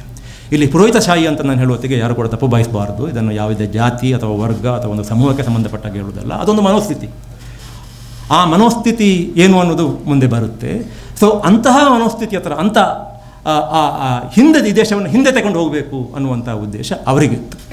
ಅವರಿಗೆ ಆ ಹಿಂದೆ ತಗೊಂಡು ಹೋಗಬೇಕು ಅನ್ನುವಂಥ ಉದ್ದೇಶಕ್ಕೆ ಅಂದರೆ ಈ ದೇಶವನ್ನು ಮುಂದೆ ತಗೊಂಡು ಹೋಗಿ ಇಲ್ಲಿ ಒಂದು ಸಂವಿಧಾನದ ಮೂಲಕ ಇಲ್ಲಿ ಒಂದು ಸಮಾನತೆ ಅನ್ನೋದು ಬಂದುಬಿಟ್ರೆ, ಎಲ್ಲ ಜಾತಿ ಎಲ್ಲ ವರ್ಗಗಳು ಸಮಾನ ಅಂತ ಬಂದುಬಿಟ್ರೆ, ಅದೆಲ್ಲದಕ್ಕಿಂತ ಮುಖ್ಯವಾಗಿ ಈ ದೇಶದ ಆಡಳಿತ ಅಧಿಕಾರವನ್ನು ಎಲ್ಲರೂ ಅಂದರೆ ಹಿಂದೂಗಳು, ಮುಸ್ಲಿಮರು, ಆ ಜಾತಿಯವರು, ಈ ಜಾತಿಯವರು ಎಲ್ಲರೂ ಸೇರಿ ಪ್ರಜಾಸತ್ತಾತ್ಮಕವಾಗಿ ಅನುಭವಿಸುವುದು ಅನ್ನೋದಿದೆಯಲ್ಲ, ಅದನ್ನು ಅವರಿಗೆ ಒಪ್ಪಿಕೊಳ್ಳಿಕ್ಕೆ ಭಾಳ ಕಷ್ಟ ಆಗ್ತಿತ್ತು. ಓಕೆ, ಅದೆಲ್ಲ ಅವರ ಉದ್ದೇಶ ಆಗಿದ್ದದ್ದು. ಹಿಂದೆ ಪೇಶ್ವೆಗಳ ಕಾಲದಲ್ಲಿ ಒಂದು ವೈಭವಯುತವಾದಂತಹ ಸಾಮ್ರಾಜ್ಯ ಇತ್ತು, ಅದು ಹಿಂದೂ ಸಾಮ್ರಾಜ್ಯ. ಅದಕ್ಕೆ ನಾವು ಮತ್ತೆ ಹಿಂದಿರುಗಬೇಕು ಅನ್ನುವಂಥ ಉದ್ದೇಶ ಅವರಿಗಾಗಿತ್ತು. ಆ ಉದ್ದೇಶವನ್ನು ಈಡೇರಿಸಿಕೊಳ್ಳಿಕ್ಕೆ ದಿನೇಶ್ ಗುಂಡೂರಾವ್ ಅವರು ಹೇಳಿದ ಹಾಗೆ ಅವರು ಯಾವ ಕಾರ್ಯವನ್ನು ಮಾಡಲಿಕ್ಕೂ ಹೆಸ್ತಾ ಇರಲಿಲ್ಲ. ಅಲ್ಲಿ ಅವರಿಗೆ ಅಡ್ಡಿಯಾಗಿ ಕಂಡಿದ್ದು ಗಾಂಧಿ ಅಡ್ಡಿಯಾಗಿ ಕಂಡದ್ದು ಒಬ್ಬ ವ್ಯಕ್ತಿಯಾಗಿ ಅಲ್ಲ, ಗಾಂಧಿ ಅಡ್ಡಿಯಾಗಿದ್ದು ಆ ಸ್ವಾತಂತ್ರ್ಯ ಸಂಗ್ರಾಮದ ಮಹೋನ್ನತ ಉದ್ದೇಶ ಏನಿತ್ತು, ಆ ಉದ್ದೇಶ ಈಡೇರಿಸುವಲ್ಲಿ ಗಾಂಧಿ ಒಬ್ಬ ವಾಹಕರಾಗಿದ್ದರಲ್ಲ, ಆ ಕಾರಣಕ್ಕೋಸ್ಕರ ಗಾಂಧಿ ಅವರಿಗೆ ಅಡ್ಡಿಯಾಗಿ ಕಂಡಿತ್ತು. ಆ ಕಾರಣಕ್ಕೋಸ್ಕರ ಗಾಂಧಿಯನ್ನು ಹತ್ಯೆ ಮಾಡಿದ್ದವರು. ಗಾಂಧಿಯನ್ನು ಹತ್ಯೆ ಮಾಡಿದ್ದು 1949 ಆದರೂ ಕೂಡ ಅವರು ನಿಜವಾಗಿ ಅವರ ಗುಂಡು ಅದರ ಗುರಿ ಇದ್ದಿದ್ದು ಗಾಂಧಿ ಅನ್ನುವ ವ್ಯಕ್ತಿಯಲ್ಲ, ಮುಂದೆ ಅಂಬೇಡ್ಕರ್ ಬರೀಲಿಕ್ಕಿತ್ತರ ಸಂವಿಧಾನ, ಆ ಸಂವಿಧಾನಕ್ಕೆ ಗುಂಡು ಹೊಡೆಯುವ ಹಾದಿನಲ್ಲಿ ಮೊದಲ ಗುಂಡು ಬಿದ್ದಿದ್ದು ಅದು ಗಾಂಧಿ ಎದೆಗೆ ಅನ್ನುವಂಥ ಸತ್ಯ ನಮಗೆ ಇವತ್ತು ತಿಳಿದಿರಬೇಕು. ಅವರ ಉದ್ದೇಶ, ಅವರ ಕಣ್ಣೆದುರಿಗಿದ್ದಿದ್ದು ಆ ಸಂವಿಧಾನೋತ್ತರ ಸಮಾಜ ಏನಿತ್ತು, ಆ ಸಮಾಜದ ಬಗ್ಗಿದ್ದ ಭೀತಿ ಅವರಿಗೆ, ಆ ಸಮಾಜದ ಬಗ್ಗಿದ್ದಂಥ ಅಸಹನೆ ಅವರಿಗೆ. ಓಕೆ, ಹೊರತು ಗಾಂಧಿ ಅನ್ನುವಂಥ 78, 80, 79 ವರ್ಷದ ಸಣಕಲು ಮನುಷ್ಯ ಅಲ್ಲ. ಓಕೆ, ಸೊ ಇದು ಎಲ್ಲಿ ಈ ದ್ವೇಷ ರಾಜಕಾರಣ ಯಾಕೆ ಈ ದೇಶದಲ್ಲಿ ಹುಟ್ಕೊಂಡಿತು ಅಂತಂದರೆ, ಈ ಎರಡು ವಿಭಿನ್ನವಾದಂತಹ ಗುರಿಗಳ ಮಧ್ಯೆ ಏರ್ಪಟ್ಟಂಥ ಒಂದು ಸಂಘರ್ಷದ ಕಾರಣಕ್ಕೋಸ್ಕರ. ಇದನ್ನು ನಾವು ಅರ್ಥ ಮಾಡಿಕೋಬೇಕು. ಇಲ್ಲಿ ನಾವು ಹಿಂದೆ ಹೋಗಬೇಕು, ವೈಭವೋಪೇತವಾದಂತಹ ಹಿಂದೂ ರಾಷ್ಟ್ರವನ್ನು ಮತ್ತೆ ಕಟ್ಟಬೇಕು ಅಂತಂದಾಗ ಈ ದೇಶವನ್ನು ಅರ್ಥ ಮಾಡಿಕೊಂಡಂಥ ಯಾರೇ ಆಗಲಿ ಇದೊಂದು ಭ್ರಮೆ. ದೇಶ ಬದಲಾಗಿದೆ, ಕಾಲ ಬದಲಾಗಿದೆ, ಚರಿತ್ರೆ ಬದಲಾಗಿದೆ. ಈ ದೇಶದಲ್ಲಿ ಇರತಕ್ಕಂತಹ ಜನ ಬೇರೆ ಬೇರೆ ಚಾರಿತ್ರಿಕ ಕಾರಣಗಳಿಗೋಸ್ಕರ ಬೇರೆ ಬೇರೆ ವರ್ಗಗಳಿಗೆ ಸೇರಿದವರು, ಬೇರೆ ಬೇರೆ ಸಮಾಜಕ್ಕೆ ಸೇರಿದವರು, ಬೇರೆ ಬೇರೆ ಸಂಸ್ಕೃತಿ ಉಳ್ಳವರು, ಇವರನ್ನೆಲ್ಲವರನ್ನು ಕೂಡ ನೀವು ಒಂದು ಕಡೆ ಹಾಕಿಬಿಟ್ಟು ಒಂದು ಹಿಂದೂ ರಾಷ್ಟ್ರ ಅಂತ ಮಾಡಿದರೆ ಈ ದೇಶದಲ್ಲಿ ಕ್ಷೋಭೆ ಉಂಟಾಗುತ್ತೆ. ಈ ದೇಶವಾಗಿ ಉಳಿಯುವುದಿಲ್ಲ. ಈ ದೇಶವನ್ನು ನಾವು ಸಮಗ್ರಗೊಳಿಸಿಕೊಳ್ಳಿಕ್ಕೆ ಸಾಧ್ಯ ಇಲ್ಲ ಅನ್ನುವಂಥ ಒಂದು ದೇಶವನ್ನು ಅರ್ಥ ಮಾಡಿಕೊಂಡವರ ಒಂದು ವಾದ. ಇನ್ನೊಂದು, ಇಲ್ಲ, ಏನೇ ಆಗಲಿ, ಯಾವ ಬೇರೆ ತೆತ್ತಾದರೂ ಸರಿ, ಯಾರು ಸತ್ತರೂ ಸರಿ, ಯಾರು ಬದುಕಿದರೂ ಸರಿ, ಇದು ನಮಗೇ ಬೇಕು, ಉಳಿದವರೆಲ್ಲರೂ ಕೂಡ ನಮ್ಮ ಕೈ ಕೆಳಗಿರಬೇಕು ಅನ್ನುವಂತಹ ಈ ರೀತಿಯ ಒಂದು ವಾದ ಇತ್ತಲ್ಲ, ಅದು ಇನ್ನೊಂದು ಕಡೆ. ಈ ಎರಡು ವಾದಗಳ ನಡುವಿನ ಸಂಘರ್ಷದ ಫಲವಾಗಿ ಇದನ್ನು ಸಮಾಜ ಹೇಗೆ ಸ್ವೀಕರಿಸ್ತು ಅನ್ನುವಂಥ ಪ್ರಶ್ನೆ ಬಂದಾಗ ಸಮಾಜ ಇದನ್ನು ಸ್ವೀಕರಿಸೋಕ್ಕೆ ತಯಾರಿಲ್ಲ. ಸಮಾಜ ಎಲ್ಲ ಇದ್ದಿದ್ದು ಮುಖ್ಯವಾಹಿನಿ ಸ್ವಾತಂತ್ರ್ಯ ಸಂಗ್ರಾಮದ ಜೊತೆಗೆ. ಆಗ ಏನು ಮಾಡಬೇಕು ಅಂತಂದರೆ, ಅಲ್ಲಿ ಈ ರೋಹಿತಶಾಹಿ ವ್ಯವಸ್ಥೆ ಮತ್ತು ಬ್ರಿಟಿಷ್ ವ್ಯವಸ್ಥೆಯ ಮಧ್ಯೆ ಒಂದು ತಾದಾತ್ಮ್ಯ ಏರ್ಪಡುವುದು ಎಲ್ಲಿ ಅಂತಂದರೆ, ಬ್ರಿಟಿಷರಿಗೂ ಕೂಡ ಈ ದೇಶವನ್ನು, ಸ್ವಾತಂತ್ರ್ಯ ಸಂಗ್ರಾಮವನ್ನು ವಿಫಲಗೊಳಿಸಲಿಕ್ಕೆ ಬ್ರಿಟಿಷರಿಗೆ ಈ ದೇಶದ ಸಮಾಜವನ್ನು ಹೊಡಿಬೇಕಿತ್ತು. ಯಾಕಂದರೆ ಇವರಿಬ್ಬರು, ಹಿಂದೂಗಳು ಮುಸ್ಲಿಮ್ಸು ಎಲ್ಲರೂ ಸೇರಿಬಿಟ್ಟು ಒಟ್ಟಿಗೆ ನಮ್ಮ ಎದುರು ಇರಕ್ತಾರಲ್ಲ, ಇವರನ್ನು ಮತೀಯ ಆಧಾರದ ಮೇಲೆ ನಾವು ಬೇರೆ ಬೇರೆ ಮಾಡಿಬಿಟ್ರೆ ಆಗ ಅವರ ಶಕ್ತಿ ಕುಂದುತ್ತೆ ಅಂತ. ಇವರ ಉದ್ದೇಶ ಏನಿತ್ತು ಅಂತಂದರೆ, ಈ ಹಿಂದೂಗಳೆಲ್ಲ ಗಾಂಧೀಜಿಯ ನೇತೃತ್ವದಲ್ಲಿ ನಡೆದಿರತಕ್ಕಂತಹ ಸ್ವಾತಂತ್ರ್ಯ ಸಂಗ್ರಾಮದ ಜೊತೆಗಿದ್ದಾರೆ, ಹಿಂದೂಗಳನ್ನು ಹೇಗಾದರೂ ಮಾಡಿ ಅವರಿಂದ ವಿಮುಖರನ್ನಾಗಿ ಮಾಡಬೇಕು, ಸ್ವಾತಂತ್ರ್ಯ ಸಂಗ್ರಾಮದಿಂದ ವಿಮುಖರನ್ನಾಗಿ ಮಾಡಬೇಕು. ಇದಕ್ಕಿರತಕ್ಕಂಥ ಅಸ್ತ್ರ ಯಾವುದು ಅಂತಂದರೆ ಮುಸ್ಲಿಂ ಅನ್ನುವಂತಹ ಗುಮ್ಮವನ್ನು ಅವರ ಮುಂದೆ ನಿಲ್ಲಿಸೋದು. ಅವರಿಂದ ನಿಮಗೆ ಅಪಾಯ ಇದೆ, ಅವರಿಂದ ತೊಂದರೆ ಇದೆ. ಆ ಕಾಲಕ್ಕೆ ಆಗ್ತಿರತಕ್ಕಂಥ ಬೇರೆ ಬೇರೆ ಚಾರಿತ್ರಿಕ ಕಾರಣಕ್ಕೋಸ್ಕರ ದೇಶ ವಿಭಜನೆ ಅನ್ನುವಂಥ ಪದವನ್ನು ನಾನು ಬಳಸೋದಿಲ್ಲ. ಬ್ರಿಟಿಷ್ ಭಾರತ, ಪಾಕಿಸ್ತಾನ ಮತ್ತು ಇಂಡಿಯಾ ಎನ್ನುವಂಥ ಎರಡು ರಾಷ್ಟ್ರಗಳಾಗಿ ರೂಪುಗೊಳ್ಳುವ ಹಂತದಲ್ಲಿ ಆಗಿರತಕ್ಕಂಥ ಬೇರೆ ಬೇರೆ ಬೇರೆ ಬೇರೆ ವಿದ್ಯಮಾನಗಳು ಒಂದು ಅರ್ಥದಲ್ಲಿ ಅವರಿಗೆ ಪೂರಕವಾದಂಥ, ಅವರು ಹೇಳುವುದಕ್ಕೆ ಪೂರಕವಾಗಿ ಜನ ಯೋಚಿಸುವ ರೀತಿಯ ಒಂದು ಪರಿಸರವನ್ನು ಕೂಡ ನಿರ್ಮಾಣ ಮಾಡಿದ್ದು ಕೂಡ ಸತ್ಯ. ಆದರೂ ಕೂಡ ಅವರು ಸುಳ್ಳುಗಳ ಮೂಲಕ, ಭ್ರಮೆಗಳ ಮೂಲಕ, ಅರ್ಧಹತ್ಯೆಗಳ ಮೂಲಕ, ಮಿಸ್ಲೀಡಿಂಗ್ ಇನ್ಫಾರ್ಮೇಷನ್ ಅನ್ನು ಮುಂದಿಡ್ತಾ ಈ ರೀತಿ ಅಲ್ಲಿ ಬ್ರಿಟಿಷರ ಉದ್ದೇಶ ಮತ್ತು ಇವರ ಉದ್ದೇಶ ಒಂದೇ ಆಗಿ ಮುಂದುವರಿಯುತ್ತೆ. ಮತ್ತು ನಾನು ಪುಸ್ತಕದಿಂದ 1-2 ವಾಕ್ಯಗಳನ್ನು ಓದ್ತೇನೆ. ಗಾಂಧೀಜಿಯವರು ಪ್ರತಿಪಾದಿಸುತ್ತಿದ್ದ ಸಾಮಾಜಿಕ ಪರಿವರ್ತನೆ ಮತ್ತು ಅವರು ಕೈಗೊಳ್ಳುತ್ತಿದ್ದ ರಾಜಕೀಯ ಹೋರಾಟ ತಂತ್ರಗಳು ಸಂಪ್ರದಾಯವಾದಿ ಹಿಂದುತ್ವದ ಬುಡವನ್ನೇ ಅಲುಗಾಡಿಸತೊಡಗಿತ್ತು. ಸ್ವಾತಂತ್ರ್ಯ ಸಂಗ್ರಾಮವನ್ನು ಹಳ್ಳಿಗೆ ಒಯ್ದು ಅಲ್ಲಿನ ಸ್ಥಳ ಸಮುದಾಯದವರ ಸಂಸ್ಕೃತಿಯೇ ನಿಜವಾದ ಹಿಂದೂ ಸಂಸ್ಕೃತಿ ಎಂದು ಗಾಂಧೀಜಿ ಪ್ರತಿಪಾದಿಸುತ್ತಿದ್ದದ್ದು ತಮ್ಮ ಹಳೆಯ ಪಾರಮ್ಯವನ್ನು ಮತ್ತೊಮ್ಮೆ ಸ್ಥಾಪಿಸಬೇಕೆಂದು ಹೊರಟಿದ್ದ ಕುಲೀನ ಹಿಂದೂಗಳಿಗೆ ಆತಂಕ ಉಂಟು ಮಾಡಿತ್ತು. ಓಕೆ, ಇವತ್ತು ಪ್ರಜಾವಾಣಿನಲ್ಲಿ ಸ್ನೇಹಿತರೊಬ್ಬರೊಂದು ಲೇಖನ ಬರೆದಿದ್ದಾರೆ. ಅದರಲ್ಲಿ ಹೇಳ್ತಾರೆ, ಗಾಂಧೀಜಿಯ ಮೇಲೆ ಏನು ಅಂತಿಮ ದಾಳಿ ನಡೆಯಿತು, ಆ ಅಂತಿಮ ದಾಳಿಗೆ ಬೇರೆ ಬೇರೆ ಕಾರಣಗಳನ್ನು ಕೊಡ್ತಾರೆ, ಹಾಗೆ ಹೀಗೆ ಅಂತ ಇತ್ಯಾದಿ. ಆದರೆ ಅದಕ್ಕಿಂತ ಹಿಂದೆ 19 ನಡೆದಿತ್ತು. ಒಟ್ಟು ಗಾಂಧೀಜಿಯ ಮೇಲೆ 20 ಅವರ ಅವರ ಅವರ ಅವರ ದೇಹದ ಮೇಲೆ 20 ದಾಳಿ ನಡೆದಿದ್ದವು. ಆ 20 ದಾಳಿಗಳು ಎಲ್ಲಿಂದ ಪ್ರಾರಂಭ ಆಗುತ್ತೆ ಅನ್ನೋದನ್ನು ಇವತ್ತಿನ ಪ್ರಜಾವಾಣಿ ಲೇಖನ ಗುರುತಿಸುತ್ತೆ. ಎಲ್ಲಿಂದ ಅಂತಂದರೆ, ಗಾಂಧೀಜಿಯವರು ಈ ಕೆಲಸ ಮಾಡಲಿಕ್ಕೆ ಪ್ರಾರಂಭಿಸಿದ ನಂತರ, ಯಾವ ಕೆಲಸ ಪ್ರಾರಂಭ ಮಾಡಿದ ನಂತರ, ಸಮಾಜ ಸುಧಾರಣೆಯನ್ನು. ಅಲ್ಲಿ ತನಕ ಅವರ ಸಮಾಜ ಹೇಗಾದರೂ ಇರಲಿ, ನಾವು ರಾಜಕೀಯವಾಗಿ ಬ್ರಿಟಿಷರಿಂದ ಸ್ವಾತಂತ್ರ್ಯ ಪಡ್ಕೊಂಡ್ರೆ ಸಾಕು ಅಂತ ಇತ್ತು. ಒಂದು ಹಂತದಲ್ಲಿ ಗಾಂಧೀಜಿ ಅವರ ಅಭಿಪ್ರಾಯವನ್ನು ಬದಲಿಸಿ, ಇಲ್ಲ, ಸಮಾಜ ಸುಧಾರಣೆ, ಈ ಸಮಾಜದಲ್ಲಿ ಒಂದು ರೀತಿಯ ಸಮಾನತೆ ಬರುವುದು ಅದು ಅಗತ್ಯ ಅಂತ ಯಾವಾಗ ಹೊರಟರೋ ಅಂದಿನಿಂದ ಗಾಂಧೀಜಿಯ ಮೇಲೆ ಹೊರಗಲಿಕ್ಕೆ ಪ್ರಾರಂಭಿಸ್ತಾರೆ. ಸ್ವಾತಂತ್ರ್ಯ ಸಂಗ್ರಾಮವನ್ನು ಹಳ್ಳಿಗೆ ಒಯ್ದು ಅಲ್ಲಿನ ತಳ ಸಮುದಾಯದವರ ಸಂಸ್ಕೃತಿಯೇ ನಿಜವಾದ ಹಿಂದೂ ಸಂಸ್ಕೃತಿ ಎಂದು ಗಾಂಧೀಜಿ ಪ್ರತಿಪಾದಿಸುತ್ತಿದ್ದರು. ಪ್ರತಿಪಾದಿಸುತ್ತಿದ್ದದ್ದು ತಮ್ಮ ಹಳೆಯ ಪಾರಮ್ಯವನ್ನು ಮತ್ತೊಮ್ಮೆ ಸ್ಥಾಪಿಸಬೇಕೆಂದು ಹೊರಟಿದ್ದ ಕುಲೀನ ಹಿಂದೂಗಳಿಗೆ ಆತಂಕ ಉಂಟು ಮಾಡಿತ್ತು. ಗಾಂಧೀಜಿ ತಮ್ಮ ವಸಾಹತುಶಾಹಿ ವಿರೋಧಿ ಹೋರಾಟದ ಭಾಗವಾಗಿ ಸೀತಾವರೇ ಪುರುಷ ಪ್ರಧಾನ ವ್ಯವಸ್ಥೆಯನ್ನು ಪ್ರಶ್ನಿಸಲಾರಂಭಿಸಿದ್ದು ಮತ್ತು ಮಹಿಳೆಯರನ್ನು ಪುರುಷರಿಗೆ ಸಮಾನವಾಗಿ ಕಾಣಬೇಕು ಎಂದು ಪ್ರತಿಪಾದಿಸುತ್ತಿದ್ದದ್ದು ಕೂಡ ಸಂಪ್ರದಾಯವಾದಿ ಹಿಂದೂಗಳಿಗೆ ತಲ್ಲಣ ಸೃಷ್ಟಿಸಿತು. ಓಕೆ, ಅವರು ಪ್ರತಿಪಾದಿಸುತ್ತಿದ್ದ ಇದು ಬಹಳ ಮುಖ್ಯ ಈ ಕಾಲಕ್ಕೆ. ಅವರು ಪ್ರತಿಪಾದಿಸುತ್ತಿದ್ದ ಹಿಂದೂ ಮುಸ್ಲಿಂ ಬಾಂಧವ್ಯ ಮತ್ತು ಬ್ರಾಹ್ಮಣ ಕೇಂದ್ರಿತ ಸಾಮಾಜಿಕ ವ್ಯವಸ್ಥೆಯನ್ನು ಮುರಿದುಕಟ್ಟಬೇಕೆಂಬ ಅವರ ಧೋರಣೆ ಸಾವರ್ಕರ್ ಅವರ ವಿಚಾರಧಾರೆಗೆ ತದ್ವಿರುದ್ಧವಾಗಿತ್ತು. ಓಕೆ, ಮೂಲ ಇರೋದು ಇಲ್ಲಿ. ಓಕೆ, ಎಲ್ಲಿಂದ ಹುಟ್ಕೊಂಡಿತ್ತು ಅಂತಂದರೆ ಇಲ್ಲಿಂದ ಹುಟ್ಕೊಂಡಿತ್ತು. ಓಕೆ, ಈಗ ಹುಟ್ಕೊಂಡು ಭಾಳ ಮುಂದೆ ಬಂದಿದೆ. ಭಾಳ ಮುಂದೆ ಬಂದು ಆಗಲೇ ಅದೊಂದು ಗೋಡ್ಸೆ ಮನೋಸ್ಥಿತಿಯಾಗಿ ರೂಪುಗೊಂಡಿದೆ. ಆ ಗೋಡ್ಸೆ ಮನೋಸ್ಥಿತಿ ಅನ್ನೋದು ಹೇಗೆ, ಏನು ಅನ್ನೋದು ನಾವು ವಿಚಾರ ಮಾಡ್ತಾ ಹೋದಾಗ ನಾನು ಮುಂದೆ ಹೇಳ್ತಾ ಇರತಕ್ಕಂಥದ್ದು ಈ ಗೋಡ್ಸೆ ಮನೋಭಾವನೆಯನ್ನು ನಾವು ಹೇಗೆ ಎದುರಿಸ್ಬೋದು ಅನ್ನುವಂಥ ವಿಚಾರಕ್ಕೆ ಸಂಬಂಧಪಟ್ಟ. ಸೊ ಇದಕ್ಕೆ ಬಂದಾಗ ನನಗೆ ತಕ್ಷಣಕ್ಕೆ ಎಲ್ಲಿಂದ ಇದನ್ನು ಪ್ರಾರಂಭಿಸಬೇಕು ಅಂತಂದಾಗ ನನಗೆ ತಕ್ಷಣಕ್ಕೆ ನೆನಪಾಗೋದು ಈ ಗಾಂಧಿ ಸಿನಿಮಾ ಇದೆಯಲ್ಲ. ಗಾಂಧಿ ಸಿನಿಮಾ ಯಾರು ನಿಮ್ಮಲ್ಲಿ ಎಷ್ಟು ಜನ ನೋಡಿದ್ದಾರೆ ಅಂತ ಗೊತ್ತಿಲ್ಲ. ಅದರ ಓಪನಿಂಗ್ ಸೀನ್ ಗಾಂಧೀಜಿಯ ಹತ್ಯೆ. ಓಕೆ, ನನಗಿದನ್ನು ನೋಡಿದಾಗ ಭಾಳ ವಿಚಿತ್ರ ಅಂತ ಅನಿಸಿತ್ತು. ಯಾಕೆ ವಿಚಿತ್ರ ಅಂತ ಅನಿಸಿತ್ತು ಅಂತಂದರೆ, ನಮ್ಮದು ಜನಪದ ಶೈಲಿಯ ಕಥೆಗಳನ್ನು ಕೇಳಿ ಬೆಳೆದಂತಹ ಮನಸ್ಸು. ಜನಪದ ಶೈಲಿಯಲ್ಲಿ ಕಥೆ ಹೇಳುವುದು ಹೇಗೆ? ಒಂದಾನೊಂದು ಕಾಲದಲ್ಲಿ ಒಂದು ಮಗು ಹುಟ್ಟಿತು ಅಂತ ಪ್ರಾರಂಭ ಆಗೋದು, ಮತ್ತು ಕೊನೆಗೆ ಆ ಮಗು ಸಾಯುವುದು ಅಥವಾ ಮಗು ಸುಖವಾಗಿರುವುದು. ಈಗ ನಮ್ಮ ಕಥೆ ಪ್ರಾರಂಭವಾಗಿ ಈ ಕಥೆ ಕೊನೆಗೊಳ್ಳುವುದು. ಆದರೆ ಈ ಸಿನಿಮಾವನ್ನು ಮಾಡಿದಂತಹ ರಿಚರ್ಡ್ ಅಟನ್ಬರೋ ಅವರಿಗೆ ಯಾವ ಕಾರಣಕ್ಕೆ ನಾನು ಈ ಕಥೆಯನ್ನು ಗಾಂಧೀಜಿಯವರ ಅಂತ್ಯದಿಂದ ಪ್ರಾರಂಭಿಸಬೇಕಂತ ಅನಿಸ್ತು ಅನ್ನುವ ರೀತಿಯ ಒಂದು ಪ್ರಶ್ನೆ ನನ್ನನ್ನು ಕಾಡಿತು. ನಾನು ಅದಕ್ಕೆ ನನ್ನದೇ ಆದಂತಹ ಇಂಟರ್ಪ್ರಿಟೇಷನ್ನ ಬೇರೆ ಬೇರೆ ಕಡೆ ಕೊಟ್ಟಿದ್ದೇನೆ.